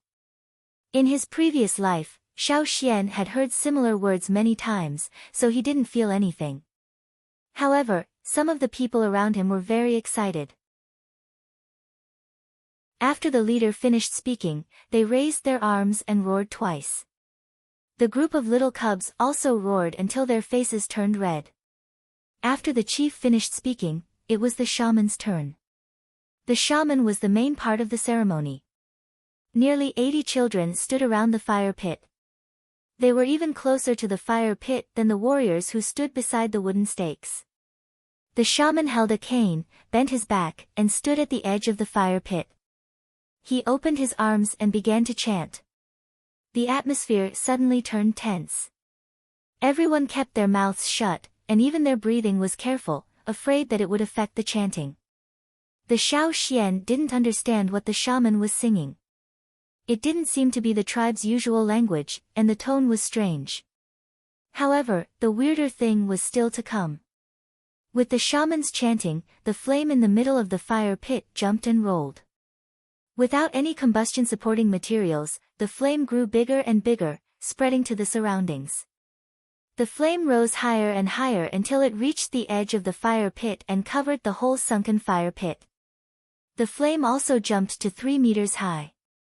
At the same time, above the flame, a pattern formed by flames gradually appeared, becoming clearer and clearer. The flame formed a pair of horns that were connected at the bottom and curved in the same direction, one inside and one outside. The 2 horns were wrapped in flashing flames. That was the tribe's 2-horn totem. The first of the 3 flames of the fire pit, Soaring Flame. Soaring Flame, the totem appeared. Not only did the totem patterns appear around the fire pit, but the totem patterns on the bodies of all the warriors present also appeared. Everyone stared at the direction of the fire pit with pious eyes. The sky was completely dark, and 2 crescent moons appeared at the 2 ends of the night sky. But at the top of the mountain, because of the raging flames in the fire pit, the surroundings were brightly lit and covered with a layer of red. The shaman's chanting didn't stop, but became louder and louder. Then, the sound of drums with a specific rhythm joined in. There were also the sounds of bones and stones hitting. Someone was beating the animal skin drum. The sound of the drum varied, but it was different from the sound of some drums that Xiao Xian had heard in his previous life. The sound of bones, stones, and drumming. The male and female warriors standing beside the wooden stakes also moved and joined in. They followed the shamans chanting, one after another, with a certain distance between them. They formed a circle around the fire pit, waving their hands and feet and jumping. That was the ancient dance that had been passed down since the founding of the tribe. Xiao Xian remembered the words of his classmate who studied archaeology. Many tribes have their own ancient dances, and it is also a very important part of the sacrificial ceremony of each tribe. It carries the unique ritual of the sacrificial ceremony of the tribe in a specific era, and also conveys the worship of the tribe to their ancestors. Not everyone can learn and dance this kind of dance, and it has to be done according to the ancient teachings passed down in the tribe. But now, those who were jumping around the fire pit were all elites in the tribe, and were also recognized by the tribe to be qualified to dance the ancient dance in the sacrificial ceremony. Although those movements were funny in Xiao Xian's eyes, such an honor was indeed what everyone in the tribe wanted. When he was in the cave, Xiao Xian had heard a lot of kids fantasizing that one day they would become a member of the ancient dance in the sacrificial ceremony. The rhythm of the performance was indescribably strange. The individual notes were either ear-piercing or dull, but when these notes were combined together, they were extremely suitable for the current situation. It made people feel that this was how it should be. At this time, place, and occasion, this was how the rhythm of the music should be. However, compared to the ancient dance and the special rhythm, Xiao Xian cared more about those children standing by the fire pit. When those selected warriors were dancing the ancient dance around the fire pit, the flames in the fire pit rolled up higher, and many flames flew out. Yes, they flew out. Sparks and flames flew out of the fire pit one after another and floated in the air. The second flame of the fire pit, flying flame. None of the children who were closest to the fire pit avoided it. They still stood there respectfully, letting the flames fly to their bodies. Xiao Xian stared at them with his eyes wide open. After the flames flew to the children, they didn't burn them. Even their clothes didn't burn. It was as if the flames directly merged into their bodies. As more and more flames merged into their bodies, the special patterns of totem warriors gradually appeared on some of the children's bodies. The more flames they touched, the clearer and more perfect the patterns became. The boiling flames didn't only touch the children who were selected by the shaman around the fire pit, but also spread to the edge of the gathering place. Many flames floated to the place where Xiao Xian was sitting.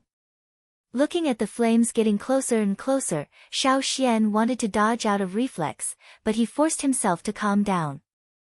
Since the others didn't move, it shouldn't be as harmful as he thought. Indeed, after touching the flames, Xiao Xian only felt a very comfortable warmth, but didn't feel burned. Now Xiao Xian was relieved. He continued to stare at the fire pit, ignoring more and more flames flying to him. The children around the fire pit were the luckiest ones this year. They would obtain abilities from the flames of the fire pit and awaken their totem power. He didn't know whether the 3 children from the orphan cave and Mor, who was only half a person from the cave, could succeed in awakening their totem power. While he was watching, Tu, who was standing next to Xiao Xian, called his name in a low voice. Xian. Xian. What? Xiao Xian came back to his senses. He moved his eyes away from the fire pit, only to find that the children around him were looking at him as if they had seen a ghost. What's wrong? Xiao Xian was confused. He was so absorbed in watching that he didn't pay attention to his surroundings. Several children around him hurriedly stepped back, still looking at Xiao Xian in horror. Tu swallowed his saliva and said, You're on fire, on what? Xiao Xian was still confused. What was he talking about? What am I on fire? You're on fire. Chapter 23. Xiao Xian's first reaction upon hearing Tu's words was disbelief. even if he had been staring at the fire pit and did not notice the flames floating over, he was not so slow that he could not feel the burn. What did he mean by, "I'm burning"? How could he not feel anything if he was burning? To be on the safe side, Xiao Xian had stared at the flames on his body to make sure that there was no problem before he shifted his attention. The people around him were fine, even the dozens of children closest to the fire pit. Now you're telling me that I'm burning?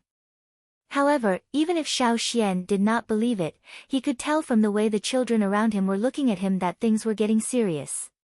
He looked at his hands. There was no problem. There were no sparks on his legs either. Xian. Head. Xiao Xian froze and raised his hands to touch his head. He touched it but did not feel anything unusual. He touched it again but still did not feel anything. His hair was not burnt and there was no smell of burning. However, when he glanced up, what the fuck?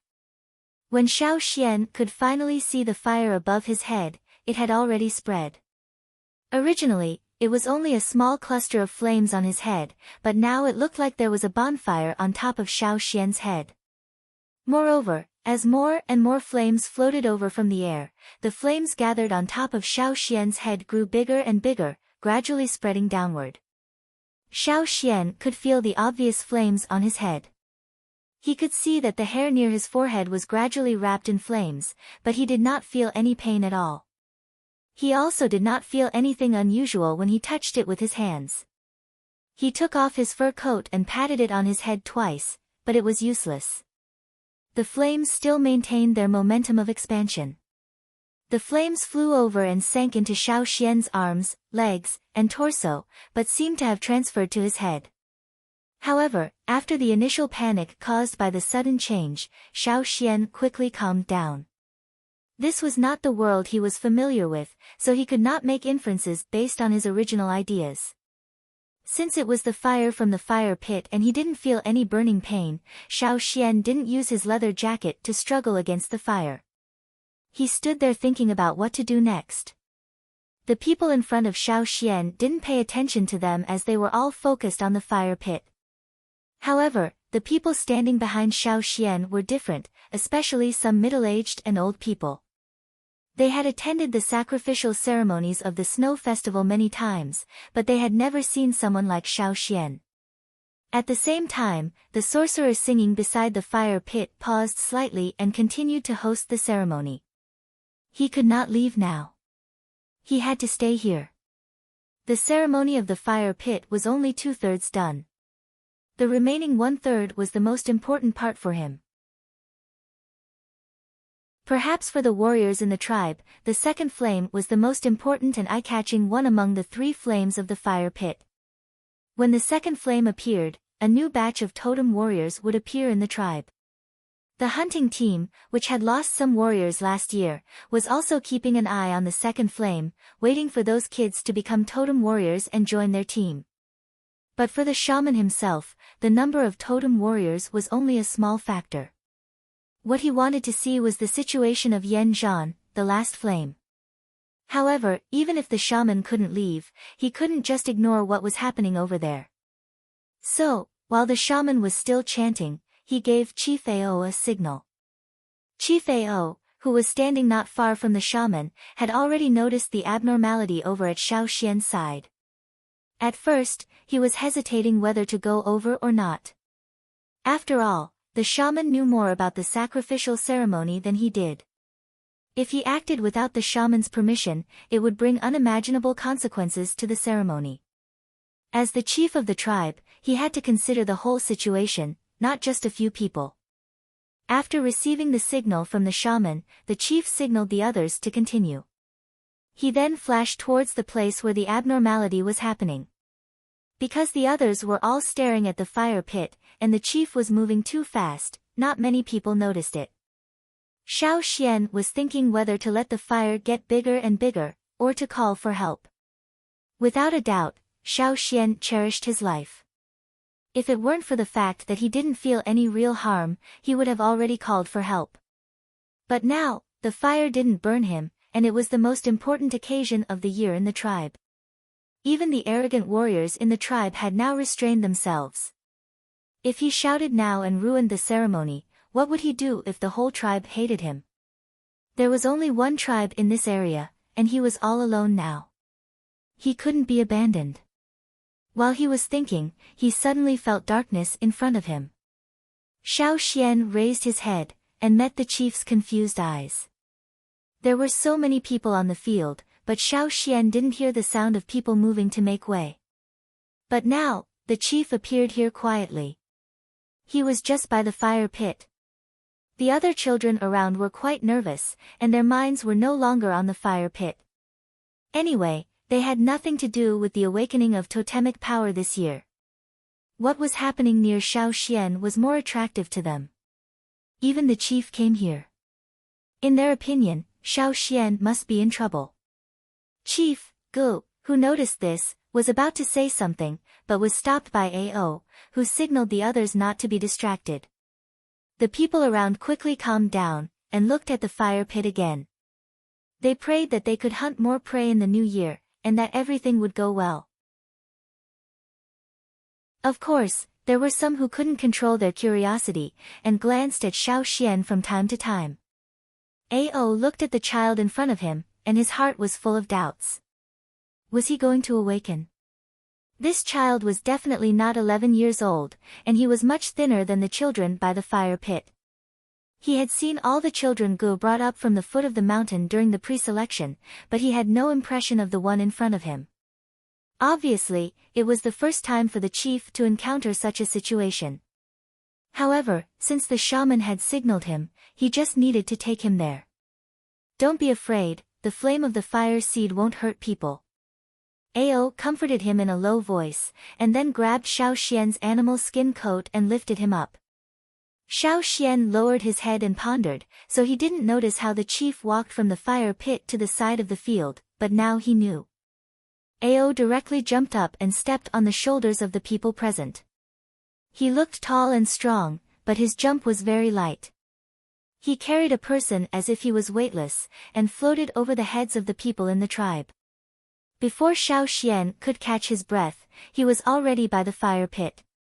Ao asked Xiao Xian to stand with the other children by the fire pit, and stepped back to where he stood before. Another child by the fire pit naturally attracted the attention of the people who had been staring at the fire pit. Some people wanted to whisper to the people next to them, but Ao glanced at them, and they hurriedly stopped. A young warrior who was performing the ancient dance almost made a mistake because he was distracted. He hurriedly repented in his heart, calmed himself down, and continued to dance seriously. However, more people couldn't help but feel confused. Was the child who had just been added also going to awaken his totemic power? But why wasn't he selected in the pre-selection? Was he too young? No one doubted the shaman's ability, so they only thought about his age. In addition to his age, it could be that the people at the foot of the mountain made a mistake. What on earth happened? Why was there a ball of fire on the child's head? When everyone was confused, Ao, who had returned to his original position, moved his eyes away from the fire pit, and looked down at the hand that had just held Xiao Xian. That vigorous hand that had hunted countless prey had already turned red from the heat. What did he just say to the child? The flame of the fire seed won't hurt people.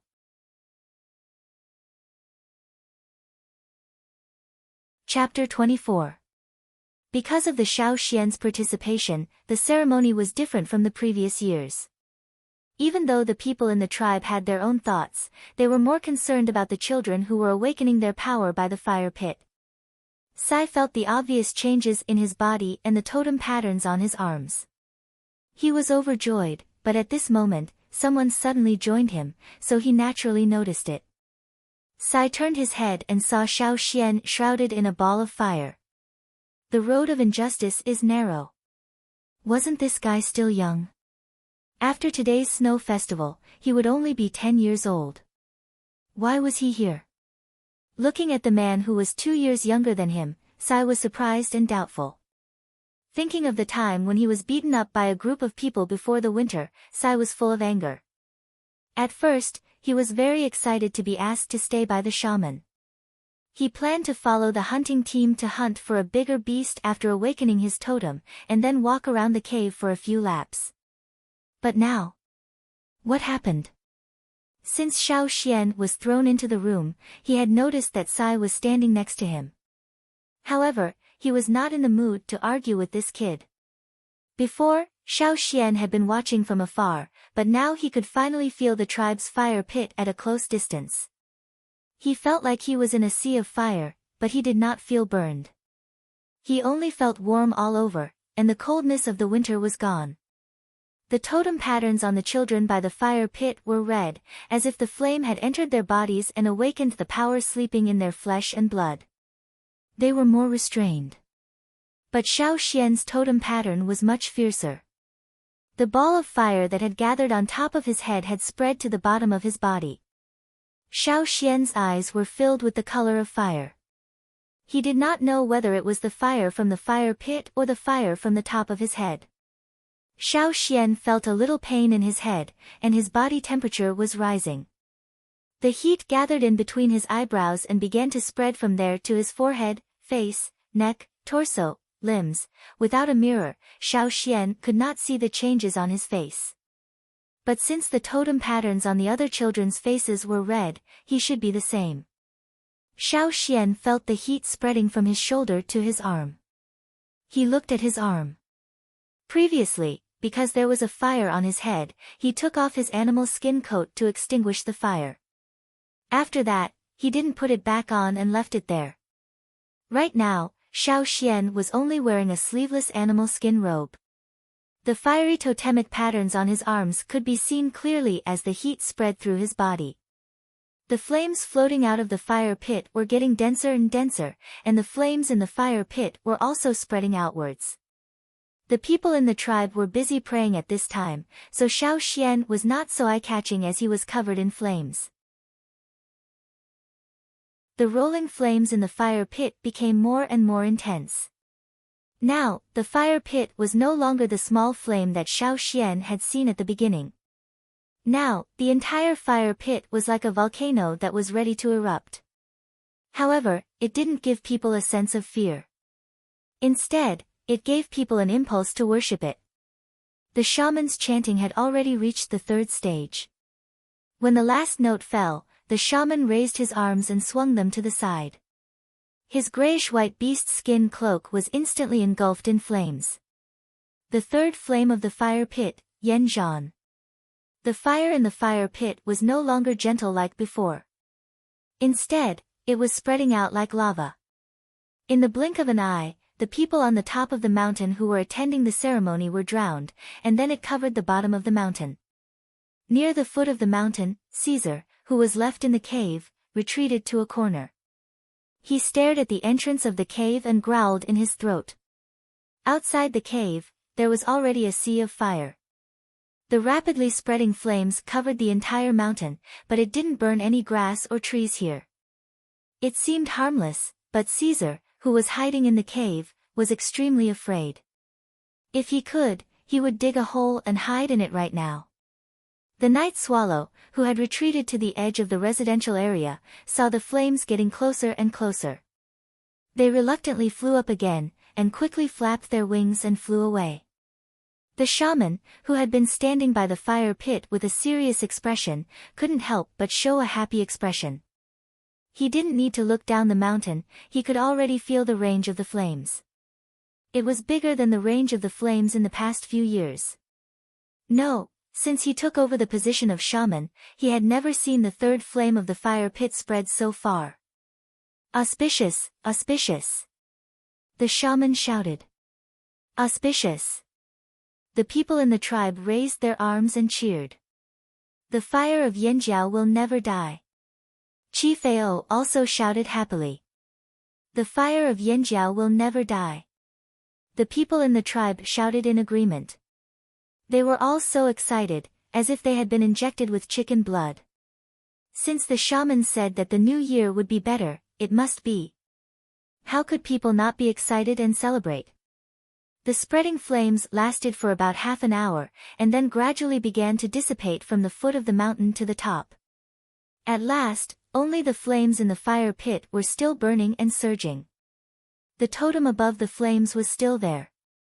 After that, the scene was not so serious, and became much more relaxed. The people in the tribe needed to vent their excitement, so they gathered together and walked down the mountain, chatting and laughing. When they went back, they found their close friends and relatives to roast some meat and drink some fruit wine. After eating and drinking, they had a good sleep to welcome the new year. Gu also took the children in the cave to walk down the mountain. They didn't need to worry about being attacked by the night swallow. Tonight, no birds or beasts would enter their residence. Of course, the Caesar was an exception.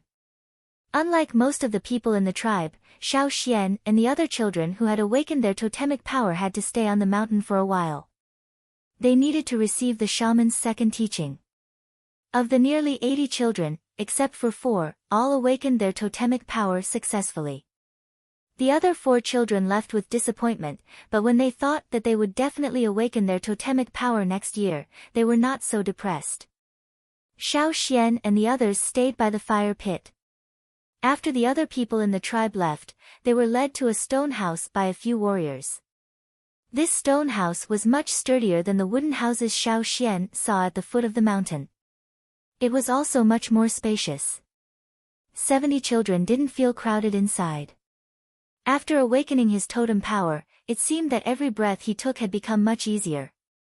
Every muscle and every bone in his body seemed to have been reshaped and was filled with strength. Even if his entire person did not look much different from before, there had already been a qualitative change inside. However, Xiao Xian was still a little depressed. He looked at the other children, who were either talking about their awakening or gesturing with their hands and feet. If it weren't for the others watching, they would have competed with each other on the spot. After carefully looking at the people around, Xiao Xian took a few steps forward and poked the person who was bragging to others. "Hey, you there." "What?" Sai, who was interrupted, turned around and saw Xiao Xian. He didn't finish his sentence, so he took 2 steps back vigilantly. Perhaps he felt that it was too embarrassing to take 2 steps back, so he took another step forward. "What are you doing?" Sai asked, his eyes still full of vigilance. Before his awakening, he was taller and stronger than Xiao Xian, but he was still beaten down several times. After his awakening, he didn't dare to underestimate Xiao Xian anymore. "After your awakening, did your vision change?" "Vision, that is, what you see, compared to before your awakening, is there any change?" Xiao Xian asked. Hearing Xiao Xian's question, Sai raised his chin and said proudly, "Of course there is a change." The other children, who Xiao Xian didn't know, heard them talking about this topic, so they also joined in. They talked about how far they could see in the dim light. Compared to before their awakening, their hearing, smell, and vision had improved greatly. Xiao Xian was the only one who kept silent. He couldn't help it. He couldn't tell others that the people around him were all skeletons.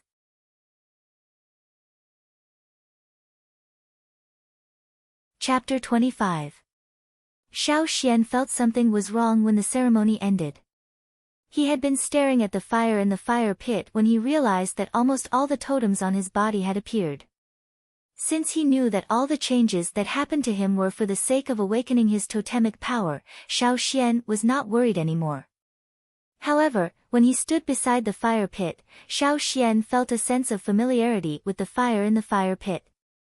He did not know if the other kids who had awakened their totemic power felt the same as him, so he could not ask anyone for details.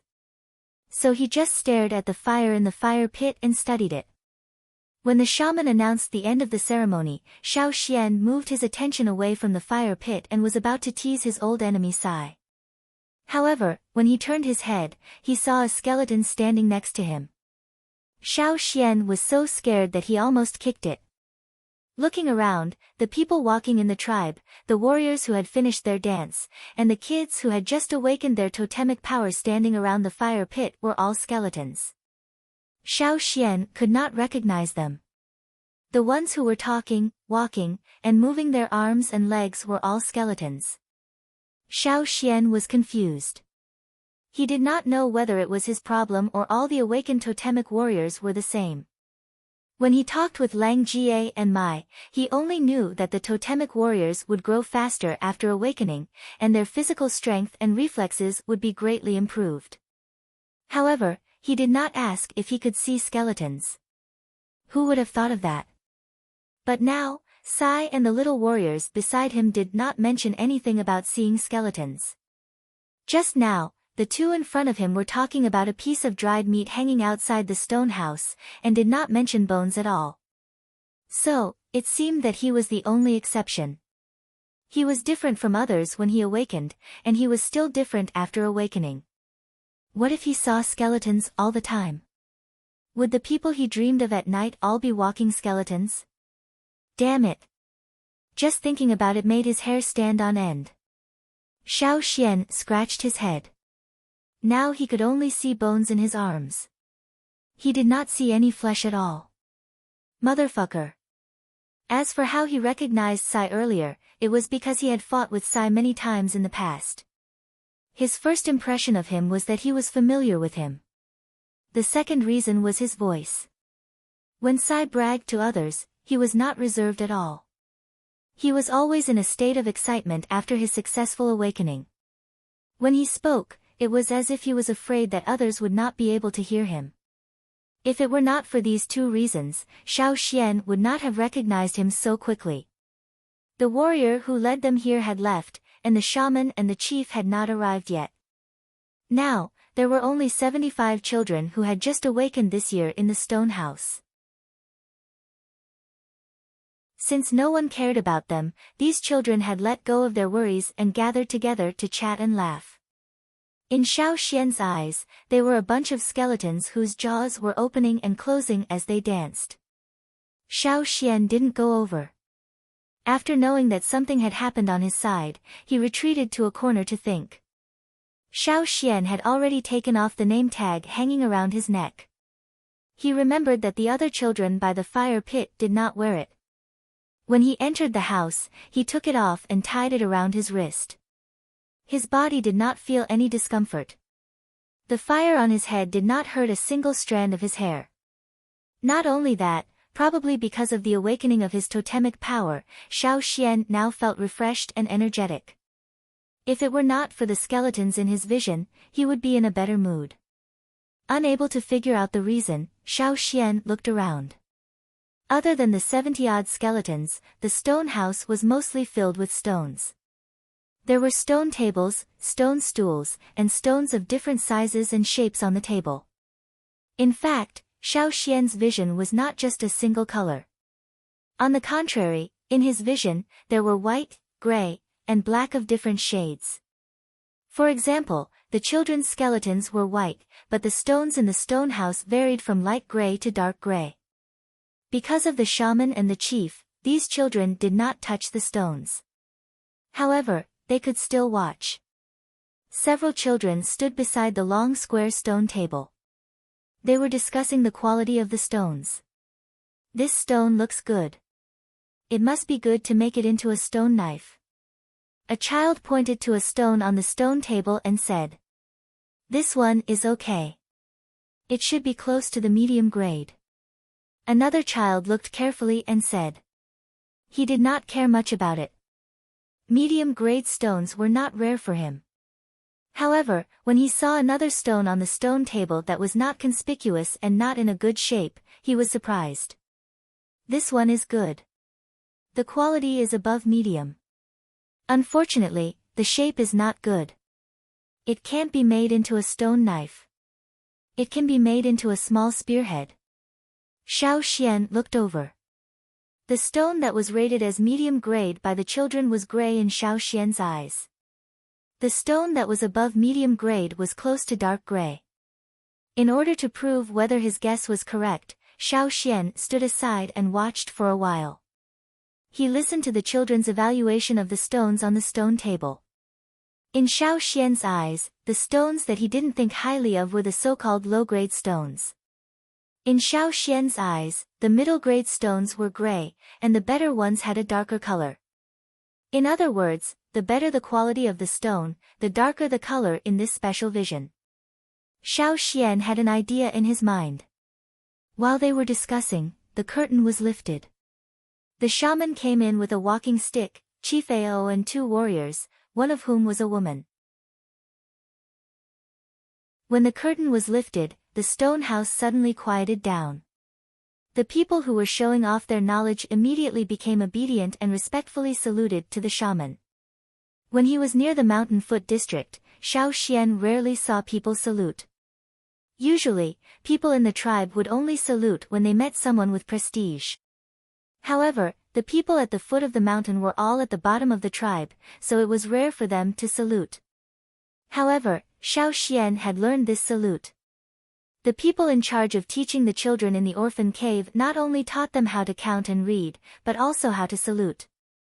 The children in the orphan cave could not count or read, but they had to salute. If they did not salute when they met the shaman, they would be regarded as disrespectful by the people in the tribe. They would be disliked and ostracized. The shaman had been waiting by the fire pit. He didn't come until the fire in the pit had gradually shrunk and returned to the small flame like before. Probably because he had spent a lot of energy presiding over tonight's ceremony, the shaman was still supported by others when he came in. After finishing the ceremony at the fire pit, he drank some water and came here. He didn't know much about this group of newly awakened warriors, so he didn't have time to read the animal skin rolls. After he recovered, he came to the stone house. Ao Ta, the leader who came in with the shaman, glanced around the house and then fixed his eyes on Xiao Xian. The red burn on his hand hadn't disappeared yet, and he didn't have time to tell the shaman about this strange thing. A warrior put a stone bench in the middle of the stone house, and another female warrior helped the shaman sit down. The shaman took a deep breath and looked at the newly awakened warriors with a kind look. He was very pleased. Every year when he saw the newly awakened warriors, he always had an irrepressible pride. Good, very good. You will all be the real brave warriors of our Yinjiao tribe. The shaman said slowly. Praised by the shaman, the children's faces turned red, and they couldn't wait to shout to vent their excitement. After looking around, the shaman asked, "Who is the last child to join us today? Stand over here and let me have a good look." The people in front of Xiao Xian stepped aside immediately. Except for Xiao Xian, the other children had stayed with the shaman for a while, so they had some impression of him. The only one they didn't know was Xiao Xian. "So it's you. Come closer and let me have a look." The shaman looked at Xiao Xian and said. Xiao Xian took a few steps forward and stood in front of the shaman. He wanted to see what the old shaman would say. Would he mention Caesar? Would he feel guilty for not asking about him for nearly a year? Didn't he know that it was hard to raise a wolf? Xiao Xian looked at the old skeleton sitting on the stone bench, and the shaman looked at Xiao Xian carefully. He still looked pleased and kind. What's your name? Xiao Xian. Obviously, the old shaman didn't recognize him.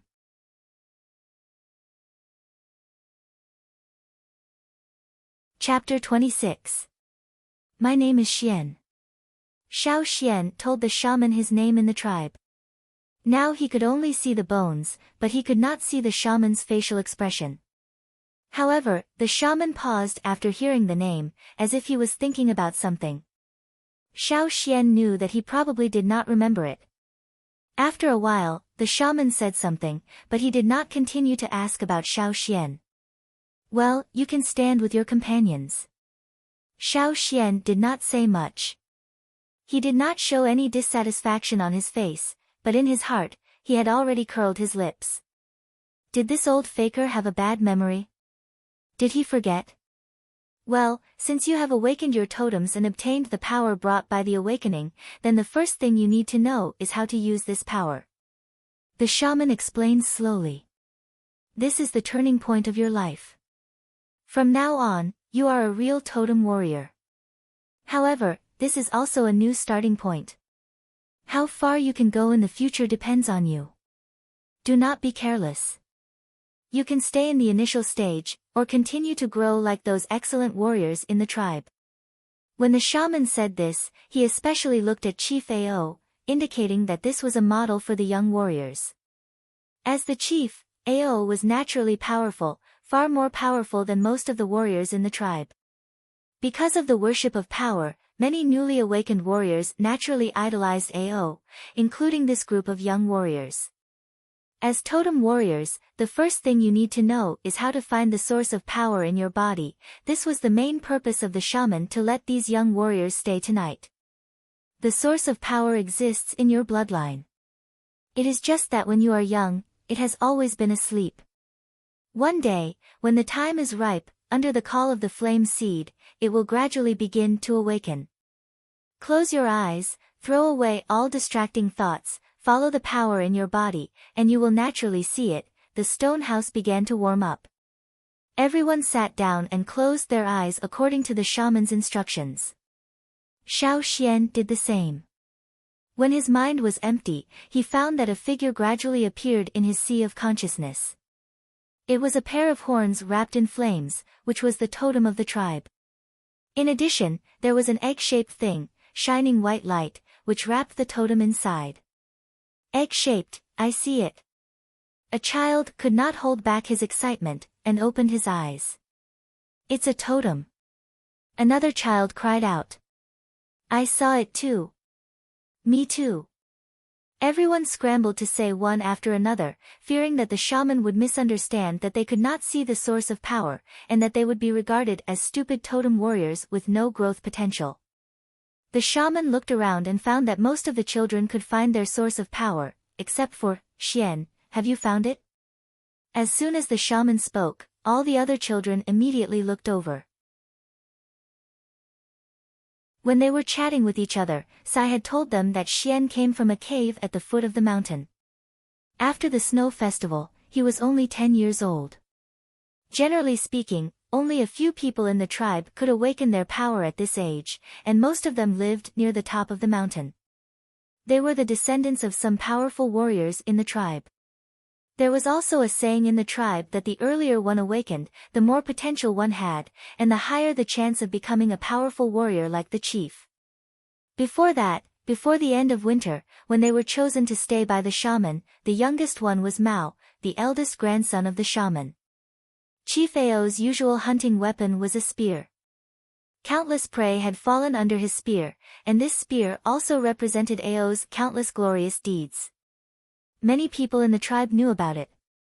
According to the tribe's saying, the chief gave the name of his weapon to his first grandson, which meant a lot. Obviously, he had high hopes for this grandson. However, it was clear that in this sacrificial ceremony, the most outstanding one was not Mao, who was recognized as having the greatest potential, but Xiao Xian, who suddenly rose up and was only discovered in the middle of the ceremony. Mao's face was gloomy all the time, especially when he looked at Xiao Xian, with obvious provocation in his eyes, as if he could not wait to fight with him first. Unfortunately, Xiao Xian could only see the skeleton, and could not see the expression on Mao's face at all. As for the provocation in his eyes, it was completely wasted, as if he was throwing it to a blind man. Hearing the shaman's question, Mao also stared at Xiao Xian, expecting Xiao Xian to say, no, so that Xiao Xian would definitely be laughed at by everyone. Unfortunately, Xiao Xian did not let them do as they wished. Hearing the shaman's words, Xiao Xian nodded, I also saw it. It's the same as the totem in the fire pit. Since everyone could see it, the shaman was relieved, and continued to spread the knowledge of the origin of the tinder to everyone. While Xiao Xian closed his eyes, and looked at the egg-shaped object in his mind other than the totem. Since no one else mentioned anything other than the totem, that was to say, this white egg was only seen by Xiao Xian himself. Based on this shape, Xiao Xian could not help but think of the strange stone he had held in his previous life, which could neither leave a mark nor be burned by fire. The more he looked at it, the more similar it seemed. If that was the case, then he had found the reason why he was different from the others when he awakened. Speaking of using the totem power, the shaman called Mao over to demonstrate. Give it a punch without using the totem power. Under the shaman's signal, a warrior next to him took out the stone slab he had prepared earlier. Mao walked out with his chest out. Seeing his grandfather, the chief of the tribe, Ao, giving him an encouraging look, he took a deep breath, clenched his fist, and got ready. He shouted loudly, and at the same time punched the stone slab in front of him. Bang! A muffled sound. The stone slab only trembled a little. Mao frowned slightly, and stood still, withdrawing his fist. Xiao Xian felt the pain for him. However, looking at Mao's fist, he found that Mao's finger bones were not injured, and there was no smell of blood. Perhaps even his skin was not broken. This was different from the strength of the body before the awakening. From the flesh to the bones, every inch of his body had been strengthened. Well, now use the totem power. Again. The shaman said. This time, Mao's frown loosened, and he looked much more relaxed. The totem lines gradually appeared on Mao's face, and at the same time, Mao punched again. It was the same punching posture, and it seemed that he had used the same strength. There was nothing special about it, but it gave people a completely different feeling. Bang! The stone slab hit by Mao's fist broke into pieces. The little warriors were eager to try it themselves. However, the shaman did not take out more stone slabs, but let them practice here quietly to familiarize themselves with how to use the totem power. After the lesson, the shaman left with them. He had to take a rest now. Ao looked at the exhausted shaman, and then looked at his burning palm. He thought for a while and decided to come back tomorrow to talk to the shaman.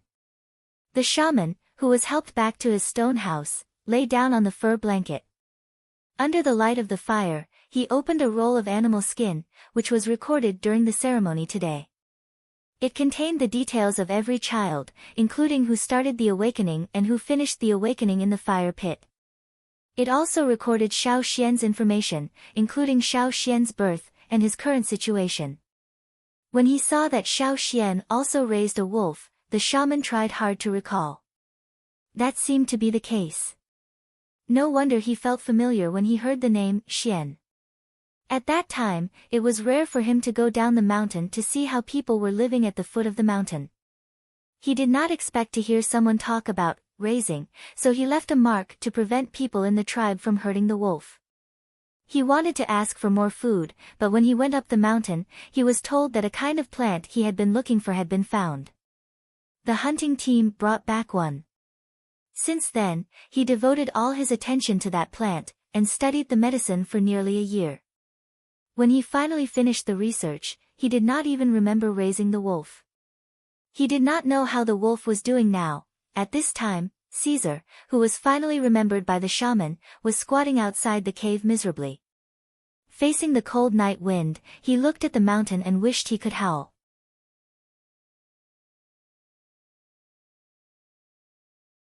Chapter 27. The next day, the little warriors who were immersed in practicing their totemic power woke up one by one.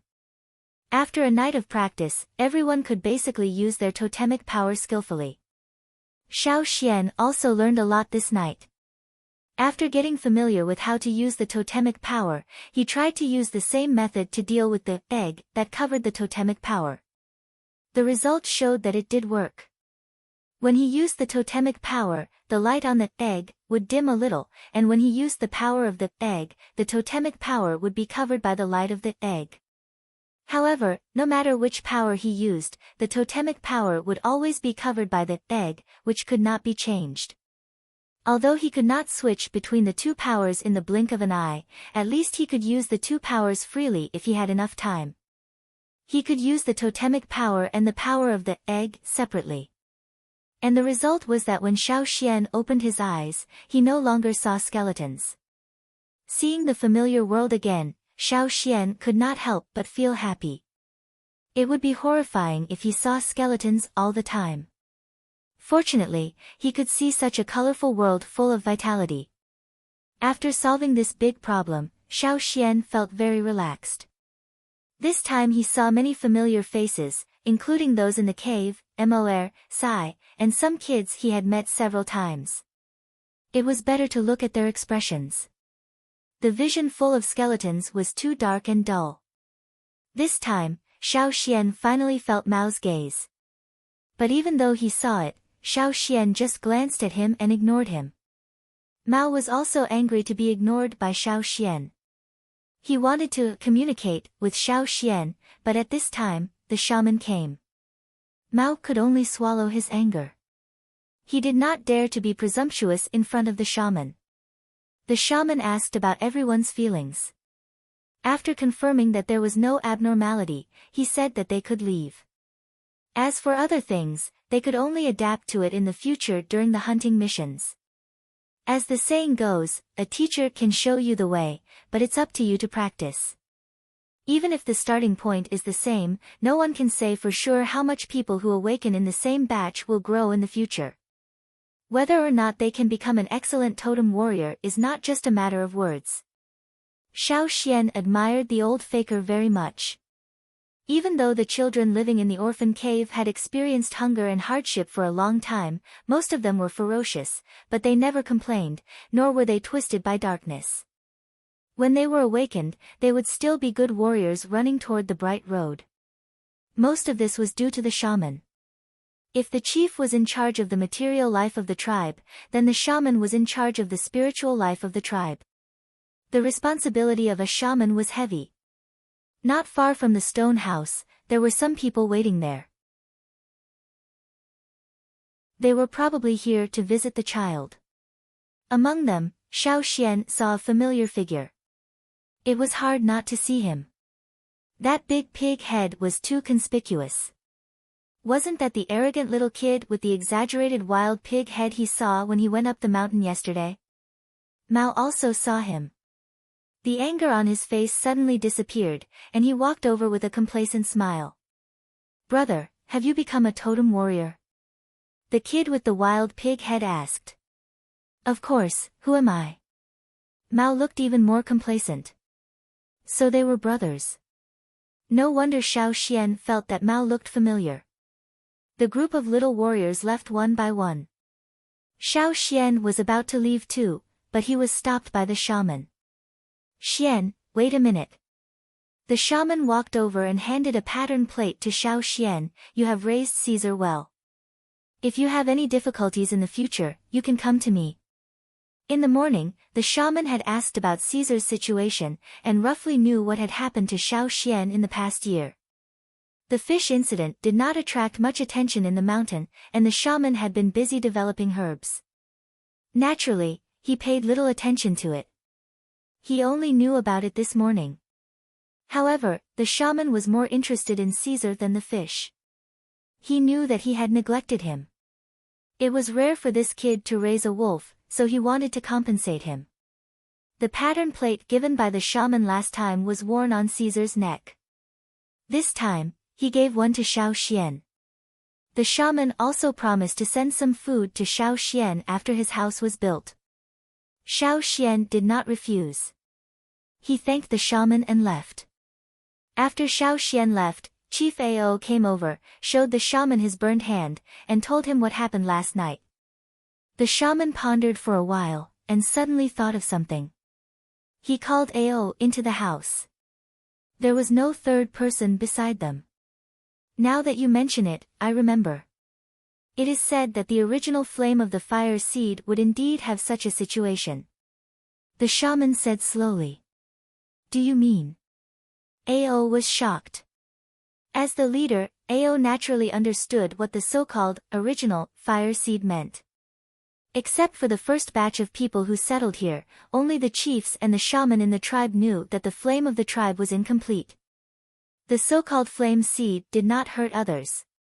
After the floating flame seed fused into the body, it actually did not hurt the user. It was different for other people. After all, everyone had the same source of power in their body, but the power was more or less different. When it was awakened, it would naturally protect the user and repel the non-user. The flame of the fire seed did not hurt dead things, but it was different for living things. If people who did not belong to the tribe touched it, they would naturally be burned. Ao was a member of the tribe, so fundamentally speaking, the flame of the fire seed that awakened the source of power was the same. They were all from the tribe, so the rappel was not serious. Ao's body was strong, so it was already good that he was not burned. As for the night swallow flying outside, they did not dare to enter the area where the tribe lived that night, because they would be burned or even burned to death if they touched the flame of the third flame. This was the main reason why Gu suggested Xiao Xian to leave Caesar in the cave instead of taking him up the mountain. However, this kind of self-protection was not so obvious after the flame of the fire seed was incomplete. Then, when the flame of the fire seed is complete, does it mean that the awakening is like Xian's? Ao was surprised. Very likely. Keep this a secret for now and don't let a third person know about it. We will discuss it after I read the animal skin scroll passed down. The shaman said seriously. Ao nodded. He also knew that it would take a long time to figure it out, but as long as he knew it was not a bad thing, it would be fine. As for other people in the tribe, if they asked, he would just say it was the reason for the awakening. Xiao Xian, who was walking down the mountain, did not know that his awakening was related to the flame of the fire seed. It was the way of awakening when the flame of the fire seed was complete. Since the chief and the shaman did not ask about the details of what happened last night, Xiao Xian would not tell them the secret. Instead, he continued to play the role of a child who had just awakened. Stretching his muscles and bones, he could hear the sound of bones cracking, but it was not the stiff feeling that came from sitting still for a long time. Instead, he felt that his whole body was full of energy. The depression that had been accumulating in his heart because he had inexplicably come to this strange world also dissipated a lot. When he walked, he felt that his whole body was much lighter. Standing on the mountain and looking into the distance, Xiao Xian could not help but feel a sense of heroism in his heart. Since he could not go back, he would live well here. He swung his arms and quickened his steps. With a light leap, he was already a few steps away. While running, he felt completely different from yesterday. It was said that after awakening, one could walk like a bird and be stronger than a beast. This was not just a boast. Even if Xiao Xian could not do it now, it was not impossible in the future.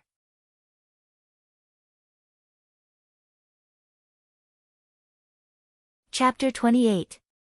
Before Xiao Xian went down the mountain, people in the Mountain Foot district had been talking about Xiao Xian's awakening of totemic power. No one had expected that such a young and weak kid from the orphan cave could awaken his totemic power yesterday. Awakening at such a young age meant that he had great potential.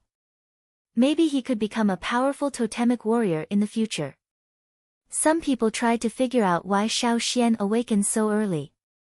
Some said that it was because Xiao Xian went out to practice every morning, just like the other kids in the mountain. That was why he could awaken so early. Some people also speculated that it was because of the fish. Such a thing had never happened in the Mountain Foot district before. How could Xiao Xian suddenly appear now? But this theory was refuted as soon as it came out. If it was because of the fish, then there were many kids who ate fish. Their own kids ate a lot of fish, and they were 1 year older than Xiao Xian. But they still hadn't awakened their totemic power. So, in the end, people attributed the early awakening to Xiao Xian's practice every morning, and more people were convinced. So, when Xiao Xian went down the mountain, he found that many kids who used to sleep all day were taken out by adults to help carry stones or fish. Xiao Xian knew the reason after asking some people. Well, working was also a kind of exercise. Xiao Xian didn't refute what they said about waking up early to exercise. As for the real reason, Xiao Xian wouldn't tell them. The kids in the orphan cave didn't go out to fish today. Xiao Xian wasn't here, and Caesar didn't go out to dig for stone worms. Even if they had the tools, they couldn't get the bait, so they couldn't catch the fish. There were too many people in the gravel area, so the kids couldn't get any benefits from digging for stone worms.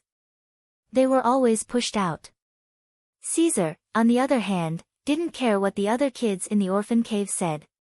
Some people even gave him half a fish, but he just squatted at the entrance of the cave and didn't look at anyone. He just stared at the mountain. Seeing Xiao Xian return, Caesar immediately became spirited and rushed towards Xiao Xian. If he hadn't awakened his totem power and become much stronger, Xiao Xian might have been pushed down by her. All the kids in the orphan cave were looking at them eagerly. Xiao Xian took Caesar to the gravel field and dug up a lot of stone worms.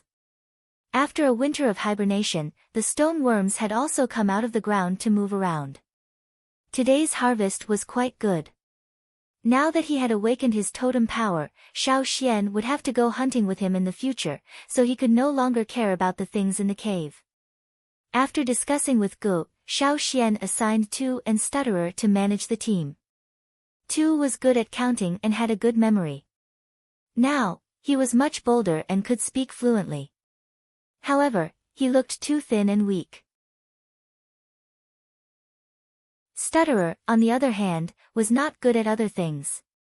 His body size was obvious. If he was really fierce, the other kids in the orphanage could not do anything to him. The two of them should be a good team to manage the team. After solving the problem in the orphan cave, Xiao Xian saw Lang Jie coming to him with a bright smile. Good boy. Not bad. You awakened your totem power so early. I thought I would have to wait for another 2 years. Lang Jie was very happy. Xiao Xian had asked them if he could join their hunting team if he awakened his totem power. Mai did not refuse at that time. Later on, he even helped Xiao Xian, which meant that Mai also thought highly of Xiao Xian. When they went to attend the ceremony yesterday, they felt it was a pity that Xiao Xian was not old enough this year. Unexpectedly, Xiao Xian gave them a big surprise last night. As a totem warrior, he would be able to have his own room. And Lang Jie came here to help Xiao Xian. Lang Jie had a barbecue with some of his friends in the hunting team today, and they were talking about the first hunting trip of the year. When he heard that Xiao Xian and the others had already gone down the mountain, he came to find Xiao Xian and invited him to meet his future teammates. There were 6 people in Lang Ga's cabin. They were all very young. One of them had awakened his totem power last year, but he was already 13 years old when he awakened his totem power. After the awakening, he grew much taller, so he looked much older than Xiao Xian. Knowing that these people would be his future teammates, Xiao Xian also greeted them warmly. Don't worry about the house. We will cut some wood and build it for you tomorrow morning. The young man named Ang said to Xiao Xian. Xiao Xian used to think that he would have to wait for 2 or 3 years before he could have his own room. He didn't expect it to happen so soon. Generally speaking, people like Sai still lived with their own families. But for people like Xiao Xian who came from the orphan cave, they had to build their own houses. Basically, they had to find someone to help them build their own rooms. Since they were here, Lang Jie didn't let Xiao Xian leave right away. They stayed to eat the barbecue together. After a whole winter, the cured barbecue was not fresh anymore. Lang Jie and the others still preferred to eat fresh meat. Anyway, the first hunting trip of the year was coming soon. They brought some leftover cured meat with them and had a good meal. They wanted to get some fresh meat as soon as they finished eating. While they were eating and chatting, Ang suddenly mentioned a word that was widely spread in the tribe, the Feast of the Rich. It was a legend. It was said that someone in the tribe once held such a feast and invited some people in the tribe to attend. The people who held the feast would compete with each other to see who could provide the most food. The so-called more food meant that the guests would stagger and fall into the grass, or eat until they were full and vomited. Only then would the feast be considered a success. This kind of activity was called the Feast of the Rich. According to Lang Jie and the others, Xiao Xian knew that the Feast of the Rich was to give away or destroy more food and property than their competitors. Some of the more prestigious people would even destroy their own food, clothes, and other things in front of others. Sometimes, they would even burn down their own houses in order to establish their prestige in the tribe, humiliate their opponents, and gain the long-term admiration of their followers. Those who could do this were all people who had a certain level of strength and status.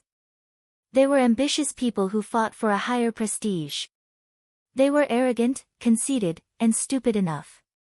When Lang Jie and the others talked about the feast of the rich, they didn't hide their admiration, as if they would kneel down immediately if they stood here. Seeing Xiao Xian's shocked expression, Lang Jie said with the attitude of an elder, "You still don't understand." Xiao Xian didn't understand. In his opinion, how stupid would they be to do such a thing? How could they be worshipped by Lang Jie and the other warriors? No, it should be said that the people in the tribe worshipped this very much. Thinking back to his previous life, Xiao Xian had to have leftovers to give face when treating people to a meal. Xiao Xian suddenly understood. It turned out that this custom was passed down from a long time ago. But even if it was wasteful, it shouldn't be to this extent. He still underestimated the people's obsession with food and their pursuit of this alternative view of food. In the past, he always heard the children in the tribe talk about which warrior had defeated which huge and ferocious beast. Those heroes of the past were worshipped, and these glorious deeds were remembered and passed down from generation to generation for the children to hear. But now, Xiao Xian was told that there was another kind of glorious deed that was even more glorious. It turned out that in order to make people follow you willingly, you didn't need to use force to beat them down again and again. You didn't need to persuade them, give them benefits, or make a lot of psychological schemes. All you needed to do was hold a feast of the rich, and there would naturally be countless willing followers. Xiao Xian felt that his values and outlook on life had been distorted again. Looking up at the two crescent moons in the night sky, Xiao Xian sighed, "One day, I'll definitely be stupid." "What did you just say?" Lang Jie didn't quite understand the second half of Xiao Xian's sentence. "Nothing. I mean, if possible, let's hold one too," Xiao Xian said. Lang Jie and the others laughed when they heard this. Lang Jie patted Xiao Xian's shoulder and laughed non-stop. After laughing, he praised Xiao Xian, "You're ambitious." In the eyes of Lang Jie and the others, Xiao Xian's words were just childish words that came out of his mouth after hearing about the legends. They didn't take it to heart. After all, they had never seen anyone hold a feast of the rich, not even their parents or ancestors. Were the legends true? Even the shaman and chief hadn't seen one. Probably because he felt that it wasn't good to continue this topic, Lang Jie changed the topic. He wanted to show off more to Xiao Xian. "Do you know what our closest companions are since we were born?" Lang Jie asked. Xiao Xian sat up straight and lowered his head to think for a moment. He looked meaningfully at Lang Jie and asked tentatively, "Left hand?" Lang Jie, "Next week's ranking, please support me with your recommendation votes."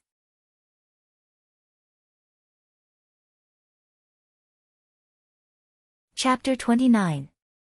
Lang Jie choked. Originally, Lang Jie had thought of several possible answers that Xiao Xian might give. Then, as an elder and an experienced person, he would answer and teach him one by one, just like when new members joined. However, Lang Jie did not expect that Xiao Xian would not follow the rules at all. He really did not understand why Xiao Xian would give such an answer. What did it matter? However, Lang Jie did not think too much about it. With a stern face, he corrected, "It's the stone. You should also know that a long time ago, when our tribe first settled here, we lived in the stone cave. Every day, we would see and touch stones. They could shelter us from the wind and rain, cut wood, and chop firewood for us." As he spoke, Lang Ga's stern face became lighter. His emotions were slightly excited. He clenched his fist and said, "At the same time, we also use stones. With them, we can pierce through the thick skin of fierce beasts. We use stones to smash the heads of those prey. Even if we are in danger, the stones will still be with us until the last moment. They could provide protection, accompany, and never betray or abandon." People in the tribe began to touch stones from the moment they were born. They played with stones, used stones daily, and used stones as tools. For warriors who often went out to hunt, stones were more than familiar. They could not live without stones. No wonder Lang Jie said so. Of course, Xiao Xian preferred to call stones tools. After all, stones had no life. Now, do you know who our closest partner is? Lang Jie looked at Xiao Xian. His eyes seemed to say, little guy, try saying something wrong again. Xiao Xian nodded seriously. Stone. Ha, that's right. Lang Jie suddenly showed a satisfied smile and continued to talk about hunting. By the way, Xian, you have just awakened. You can't participate in the first hunt this year. Maybe you can't participate in the second one either. As for the third one, it depends on your ability. Lang Jie said. Huh? There was such a saying. Xiao Xian really didn't understand. Seeing Xiao Xian's confusion, Lang Jie explained, you've just awakened, so you're not familiar with using your abilities yet. You'll have to go through a period of training.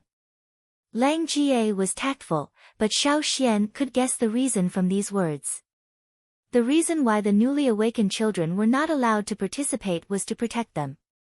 After the end of winter, when the flowers bloomed in the warm spring, many wild beasts that had been hungry for the whole winter would become active again in the forest. The poisonous snakes were also more venomous. The forest was full of all kinds of dangers. If no one followed and protected them at all times, it was very easy to die in the forest. The tribesmen didn't want to see such a thing happen. The second reason was that Xiao Xian's group was not up to standard yet. In a hunting team that valued teamwork, they would only be a burden. Not only would they not be able to help, but they would also drag the team down. Understood. Xiao Xian was not disappointed after he thought it through. Besides, he also felt that they should build a good foundation first. More practice was not a bad thing. He thought that Xiao Xian would be disappointed or unwilling like the other children, but he didn't expect that Xiao Xian would be able to think it through. Lang Jie was relieved. He pulled Xiao Xian over so that Xiao Xian could get to know a few people in the hunting team, and also to talk to Xiao Xian about this. In the past, many children sharpened their knives and wanted to go hunting with them, but they were told that they couldn't go the first 2 times. Many of them made a lot of noise. Usually, in that kind of situation, the children would be disciplined by their elders. After a few punches and slaps, they would become much more obedient. But Xiao Xian came from the orphan cave, and had no parents now. He was still young, and looked thinner than other children. Lang Jie was really afraid that he would be hurt. Okay, I'm relieved that you can think it through. Oh right, I have a few good stone cores here. You can see if you can use them. You can polish them yourself, or go find a stonemason. Lang Jie took out several stones of different sizes from a big animal skin bag, which were the stone cores that Lang Jie mentioned. Stone cores were the raw materials for making stone tools. After giving the stone cores to Xiao Xian, Lang Jie also told Xiao Xian some of his training experiences. The others didn't hide anything from him, because they didn't have such an awareness. Xiao Xian kept their suggestions in mind, and sincerely thanked them.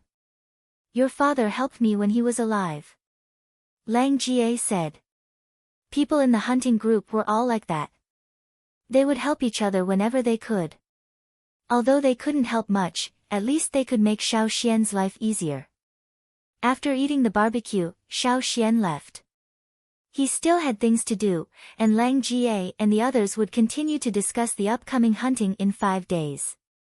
Xiao Xian came out of Lang Ga's room. He didn't walk far before he was stopped by someone. Are you Xian? Xiao Xian looked towards the direction of the voice. It was a kid who was a little older than Xiao Xian. He looked about the same age as Sai, but he was a little stronger.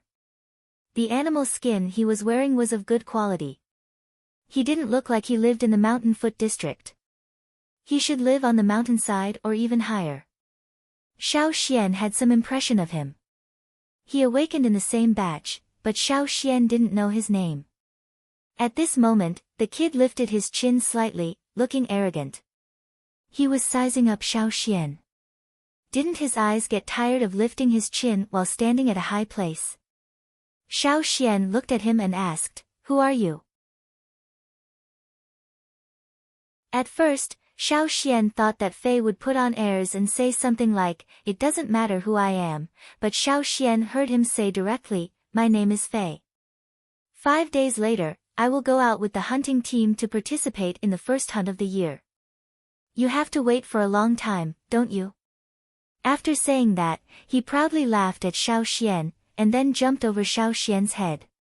When he landed on the ground, he jumped again. After a few leaps, he was standing in front of Lang Ga's door. Obviously, he wanted to talk to Lang Ga. Before entering the house, the kid turned around and snorted at Xiaoxian, showing off and complacent. That move just now was not bad among his peers. His father often praised him for running faster, jumping higher, and jumping further than others.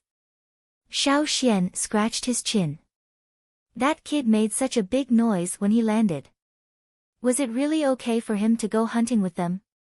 However, for a kid like Fei, who had just awakened, to be able to go hunting with the hunting group for the first time, it was obvious that someone in the group was protecting him, and that person must have a high position in the group. Otherwise, people like Lang Jie and the others would have no right to speak. Being protected by someone was indeed willful. However, Xiaoxian was not discouraged. He was not depressed because of what happened just now. He was not a real kid, and he knew how to make progress step by step. He was not so eager for quick success.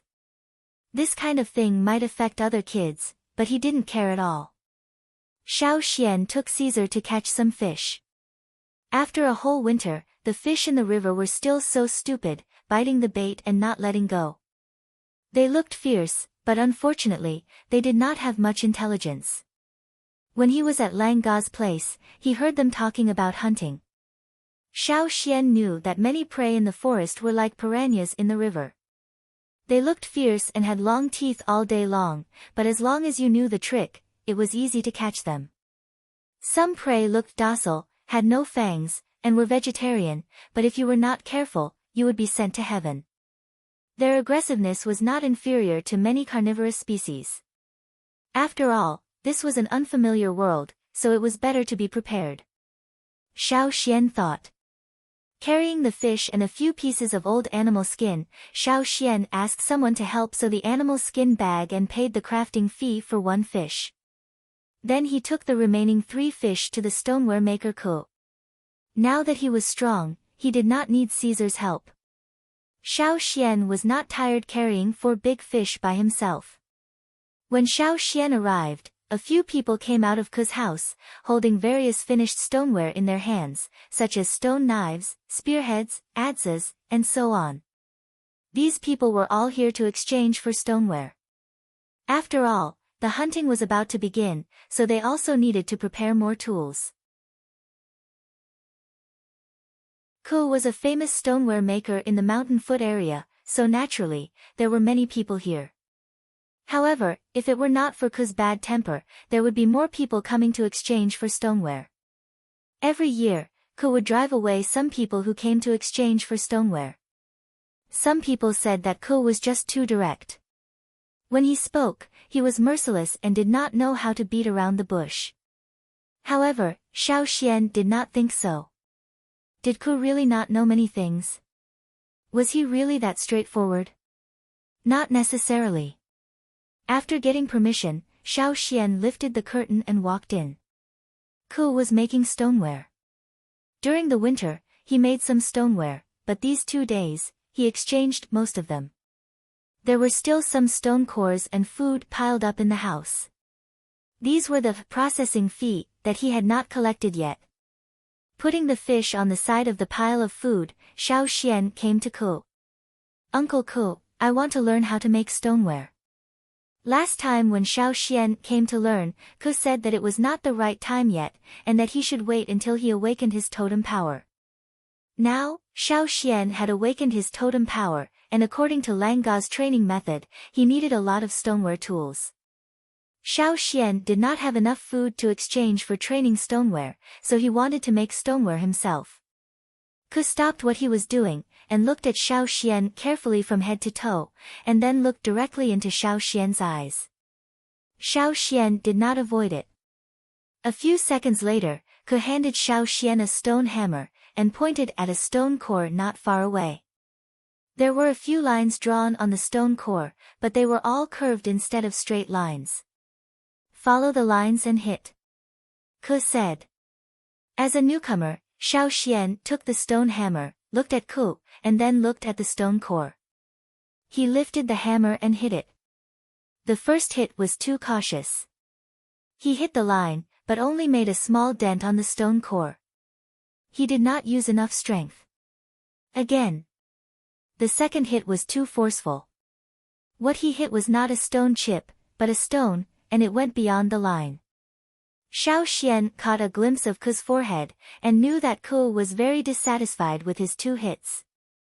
But since Ke did not say anything, Xiao Xian continued to hit the stone along the line, and he did it boldly. He was not afraid of the first 2 hits. Peeling a stone chip of a predetermined size from the stone core was not as simple as it seemed. The stoneware maker had to estimate the length of contact between the hammer and the stone core, the angle of impact, the speed, and so on according to different stone materials. Was it a straight hit? Or a curved hit? What was the material of the stone hammer and stone core? How much strength should be used, and so on, and so on. Ke had told Xiao Xian all these, and Xiao Xian had seen Ke peel the stone chips from the stone core every time he came here.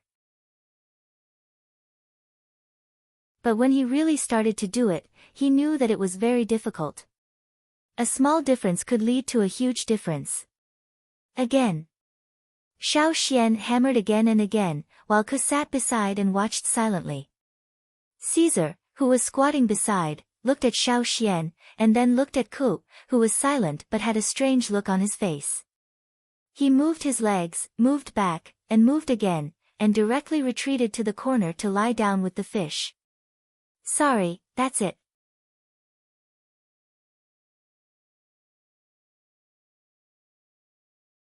Chapter 30.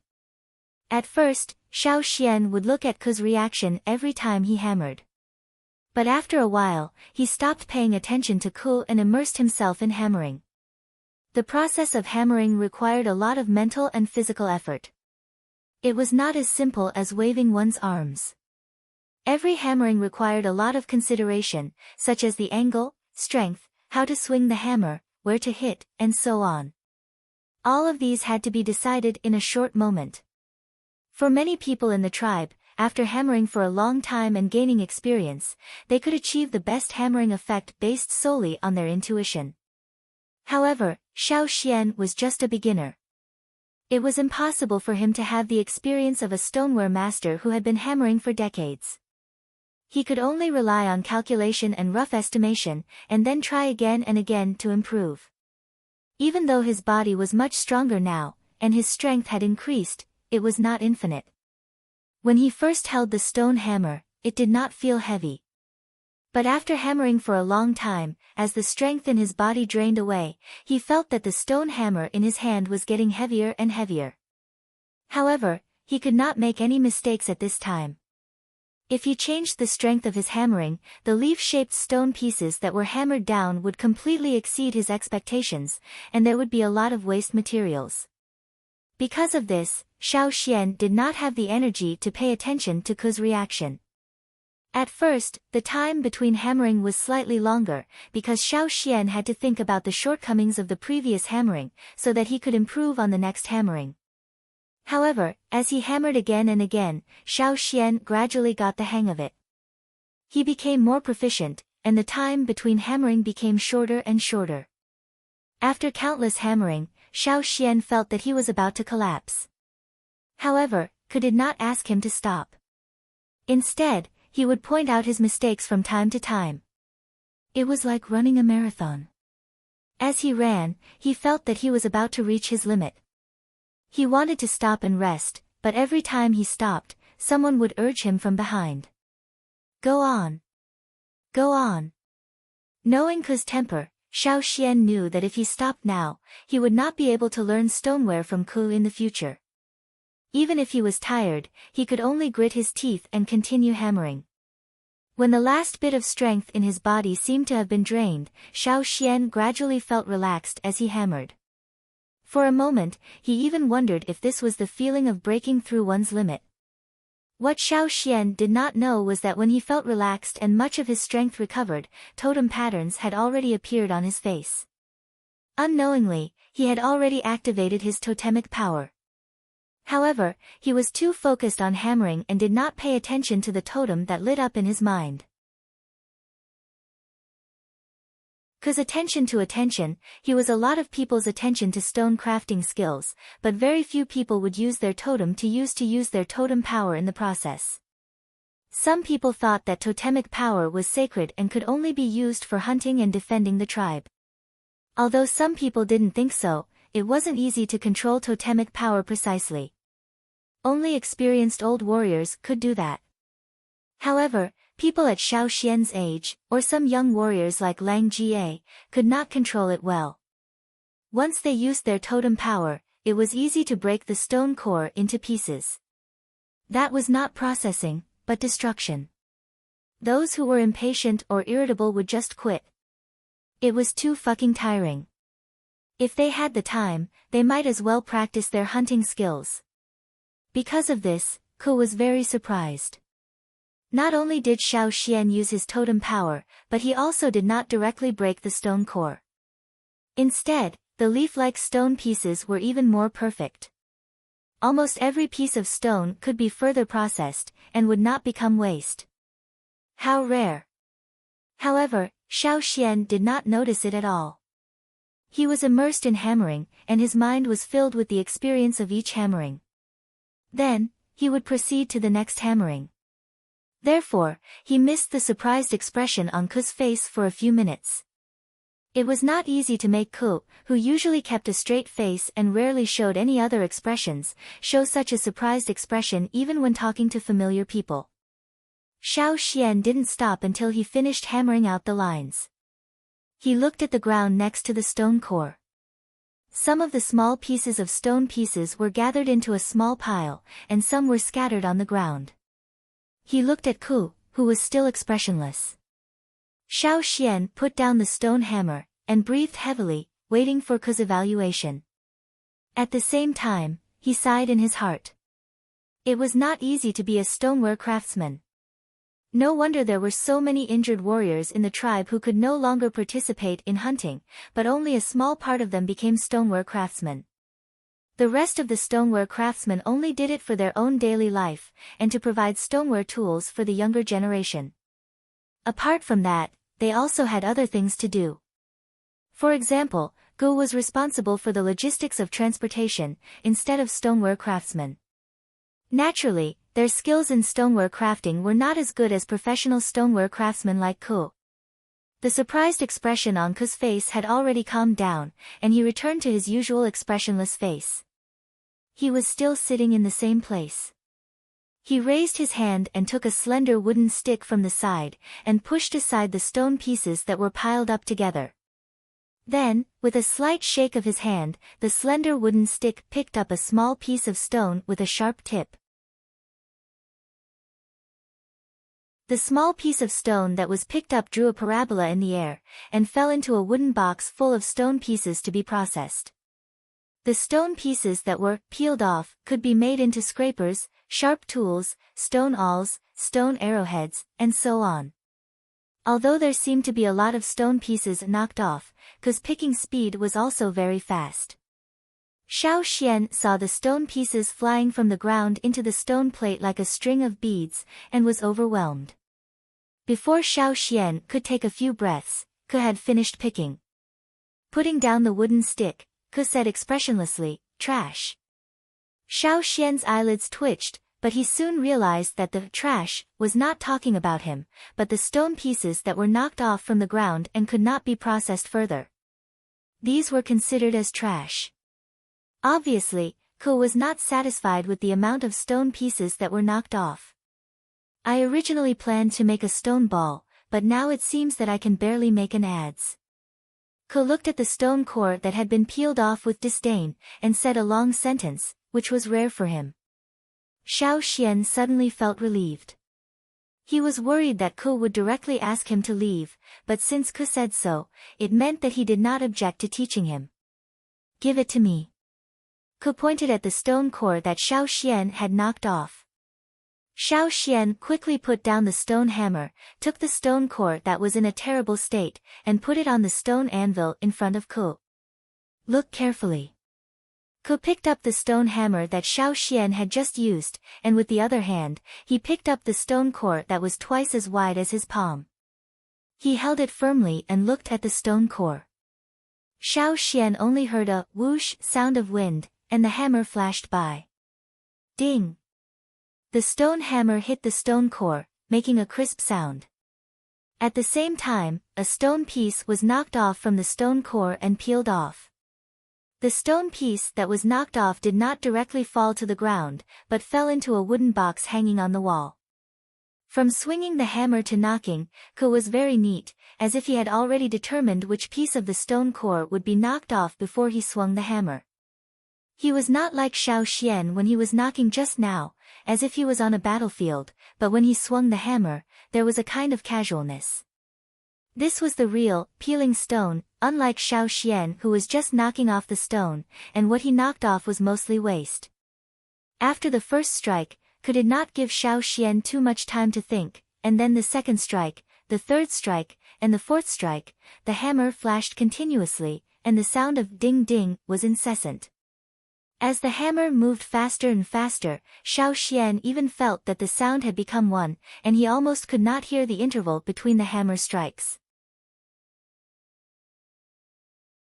The stone pieces that were peeled off from the stone core fell into the wooden box one by one, and at first glance, it looked like a rainbow bridge, connecting the stone core and the wooden box. Xiao Xian's eyes were straight. He knew that Ko's ability to restrain stoneware was very strong, but he still did not expect that he had underestimated this old stoneware craftsman. He actually had such uncanny workmanship. This was not peeling stone, this was simply cutting noodles with a knife. Obviously, when Xiao Xian came to observe in the past, he did not see Ko's real ability. What he saw in the past was just the tip of the iceberg, and it was far from being enough to describe Ko's stoneware skills. So exquisite. So precise. When Xiao Xian came back to his senses, Ko had already finished peeling the stone pieces, and the stone core in his hand was already in the shape of an adze. After that, he drilled and polished, installed the wooden handle, and shaped the tool. Perfect. Take it. Ko handed the completed adze to Xiao Xian. For me. Xiao Xian took the adze and looked at Ko. Ko had already turned around to do other things, so he took the adze and waved it twice. He had participated in the processing of this adze. Although his skills were rough and unsightly, and he had almost destroyed the stone core, it was still his first time seriously participating in the process. It was also rare for him to see Ko's ultimate skills. For Xiao Xian, it naturally meant a lot. The stone core used to make this adze was fine, compact, and hard. It did not look obvious, but when he held it in his hand, he could clearly feel its weight. It was of a medium quality. He did not expect Ko to give it to him just like that. Peeling stone pieces, even if it's the simplest way, takes a lot of time to achieve the most satisfactory result, and there is no shortcut. You have to anticipate the peeling of each piece of stone, and then think about the speed, weight, strength, consequences, and so on, and relate them to the stone core. The amount of strength, the best angle, and the thousands of changes in the process from raw material to finished product are all things that cannot be described in words. How to use strength, what angle, how to hit. You can only understand these through repeated practice. Ko turned his back to Xiao Xian and said. Yes. Stone tools were different from iron tools. One wrong step could not be repaired, and there was no way to reverse it. Once the hammer hit, it was either a success or a failure. The hammer was the final word. Xiao Xian held the adze and bowed respectfully to Ko. Yes, I understand. But, Ko changed the topic and pointed at the dead fish in the corner who were staring at Caesar.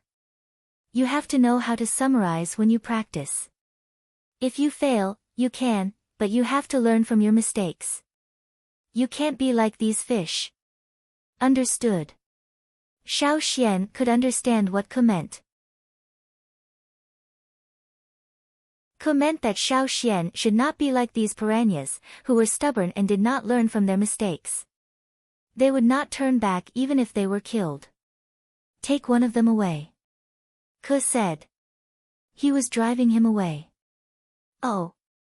Since Ko asked Xiao Xian to take a fish back, it was useless for Xiao Xian to refuse. Without saying anything more, he took a fish, the adze, and called Caesar to leave. Carrying the fish out of the door, Xiao Xian looked at the fish in his hand and thought of Ko's words. He could not help but laugh and poke the fish's head with the adze. Stupid. Fish, are you blaming me? There was one more thing tonight.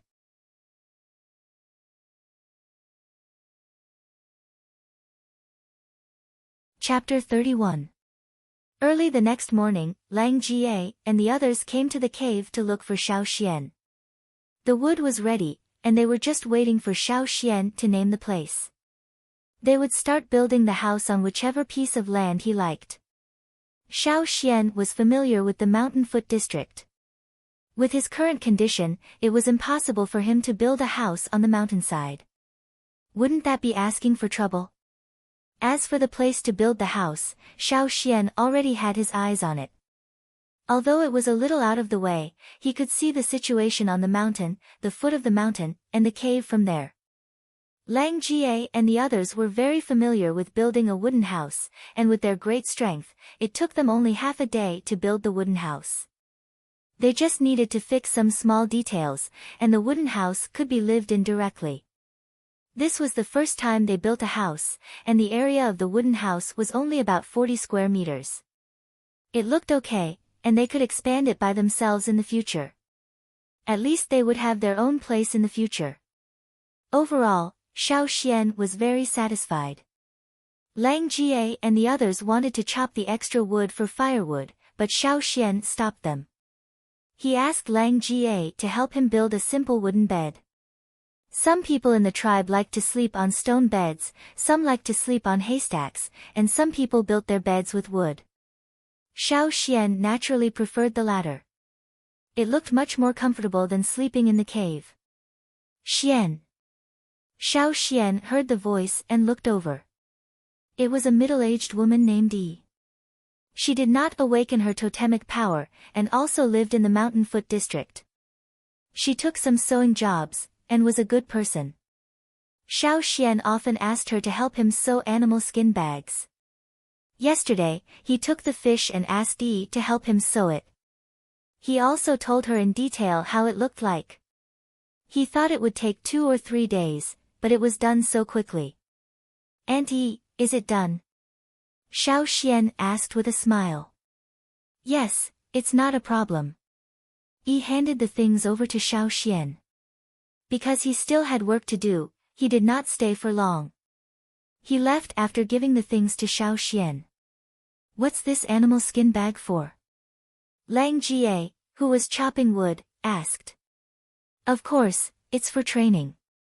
Xiao Xian didn't say much. He took the animal skin bag into the room and put it away. He hadn't tried it yet, so he didn't know if it would work. Lang Jie and the others didn't have much curiosity, so they continued with the final touches of the house. When they were almost done, Xiao Xian invited Lang Jie and the others to stay for lunch. In addition to fish, there were also some plant tubers and fruits. These plants were brought over by Lang Jie and the others. Among them, there were 2 young warriors who lived on the mountainside. They were interested in fish, but they didn't have much time to fish. When it was not their turn to hunt, they would prepare stone tools and train for the next hunt. Moreover, they didn't lack food, so they didn't join the fishing team. You can all take one back later. I have a lot of fish here. Xiao Xian didn't lie. Yesterday afternoon, after he returned to the cave, he went to the river to fish with the kids in the cave. Usually, as long as he was free and there were no abnormalities in the river, fishing was a simple thing. Those fish were too stupid. Besides, when Xiao Xian joined the hunting team in the future, these kids would have to take care of him. Compared to that, a few fish were a small matter. The young warriors were a little embarrassed, but when they saw that Xiao Xian really didn't care about it, they accepted it. They planned to chop some wood later to strengthen Xiao Xian's wooden house. While they were eating, Ge came over with a big stone vat. Old Ke asked me to bring it to you. It's to celebrate you having your own house. You can use it to store food or water. Ge put down the stone vat and looked at the wooden house that was almost finished. He said, "Not bad. I wanted to help, but it seems that I'm not needed anymore." Xiao Xian curled his lips. "If you really wanted to help, why did you come so late?" Lang Jie and the others knew that Ge was talking nonsense, but they didn't say anything out of respect for the old warrior. "Hey, is this stone vat for Xian?" Lang Jie asked a stupid question to change the topic. "Yes, old Ke specially made it for Xian." Ge emphasized old Ke, and specially, when he said that, and looked at Xiao Xian. According to Ji's understanding of old Ke, the old man was naturally very satisfied with Xiao Xian. In the past, old Ke also wanted to teach someone, but unfortunately, all of them were disappointing. They were either impatient or indecisive. When they encountered a medium high-quality stone core, they didn't dare to touch it. At that time, old Ke directly drove them away and didn't pay any attention to them. Many people thought that old Ke was unreasonable, but in fact, old Ke was just too disappointed. But now that he finally had his eyes on someone, old Ke still had a long face. If he angered Xiao Xian this time, who would be better than Xiao Xian in the future? Ge looked at him anxiously. In fact, on the night of Xiao Xian's awakening, after the sacrificial ceremony, Ke came back and asked Ge to exchange for a suitable big stone. After working for 2 consecutive nights, he finally made this stone vat. This stone vat was about the same size as the one Ge used to send food to the cave every day, but the workmanship was much better. The stone vat was almost the same thickness, and the inside was polished very smooth. The outside was not only polished very carefully, but also carved with some patterns, such as mountains, rivers, birds and beasts. Xiao Xian had not seen many birds and beasts before, but Ke must have seen them when he went out hunting. People like Ke usually only thought about the practical aspects when making stone tools, and rarely did they make any fancy designs. Now that he made a water vat for Xiao Xian like this, it was obvious that Ke valued Xiao Xian very much. "This stone vat is so beautiful." Lang Jie and the others surrounded the stone vat and said enviously. Although they usually valued practicality more, and didn't care much about a water vat, who wouldn't like more beautiful objects? This stone vat was not only big, but also had special carvings and a matching stone lid. Usually, most people would just cover it with animal skins or straw mats, or just cover it with stone slabs. Very few people would have a cover for the entire water tank. Even the 2 young warriors who lived on the mountainside didn't have such a cover for their water tanks. "Yeah, what a good vat. I've lived for so many years, but I've never seen such a stone vat at home," Ge said. "Is the Ke you're talking about the one who was famous for making traps?" Ang, who came with Lang Jie, asked. "Yes, that's him." Lang Jie nodded. "I heard that many people wanted to learn from Ke, but later." Ang didn't continue. What happened later? Later on, those who wanted to learn from Ke were either driven away by anger, scolded, or forced to leave. Later on, gradually no one went to him, and Ke moved from the mountain to the mountain foot area. Ke was indeed very famous in the tribe, but now very few people would mention him. Old Ke is very capable. Although he is very strict, you can learn good things from him, Ge said to Xiao Xian earnestly.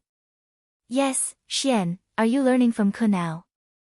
You must hold on," Ke was really good at that time. Lang Jie also came over. In order to encourage Xiao Xian, he also told him about his experience of learning to set a ground bow from his grandfather. At that time, he was also scolded like shit. At that time, he was not only scolded, but also beaten. Lang Ga's grandfather was also a very good warrior. Lang Jie couldn't escape from the old man's hands. Every time the children living around saw Lang Jie being beaten, they would laugh at him.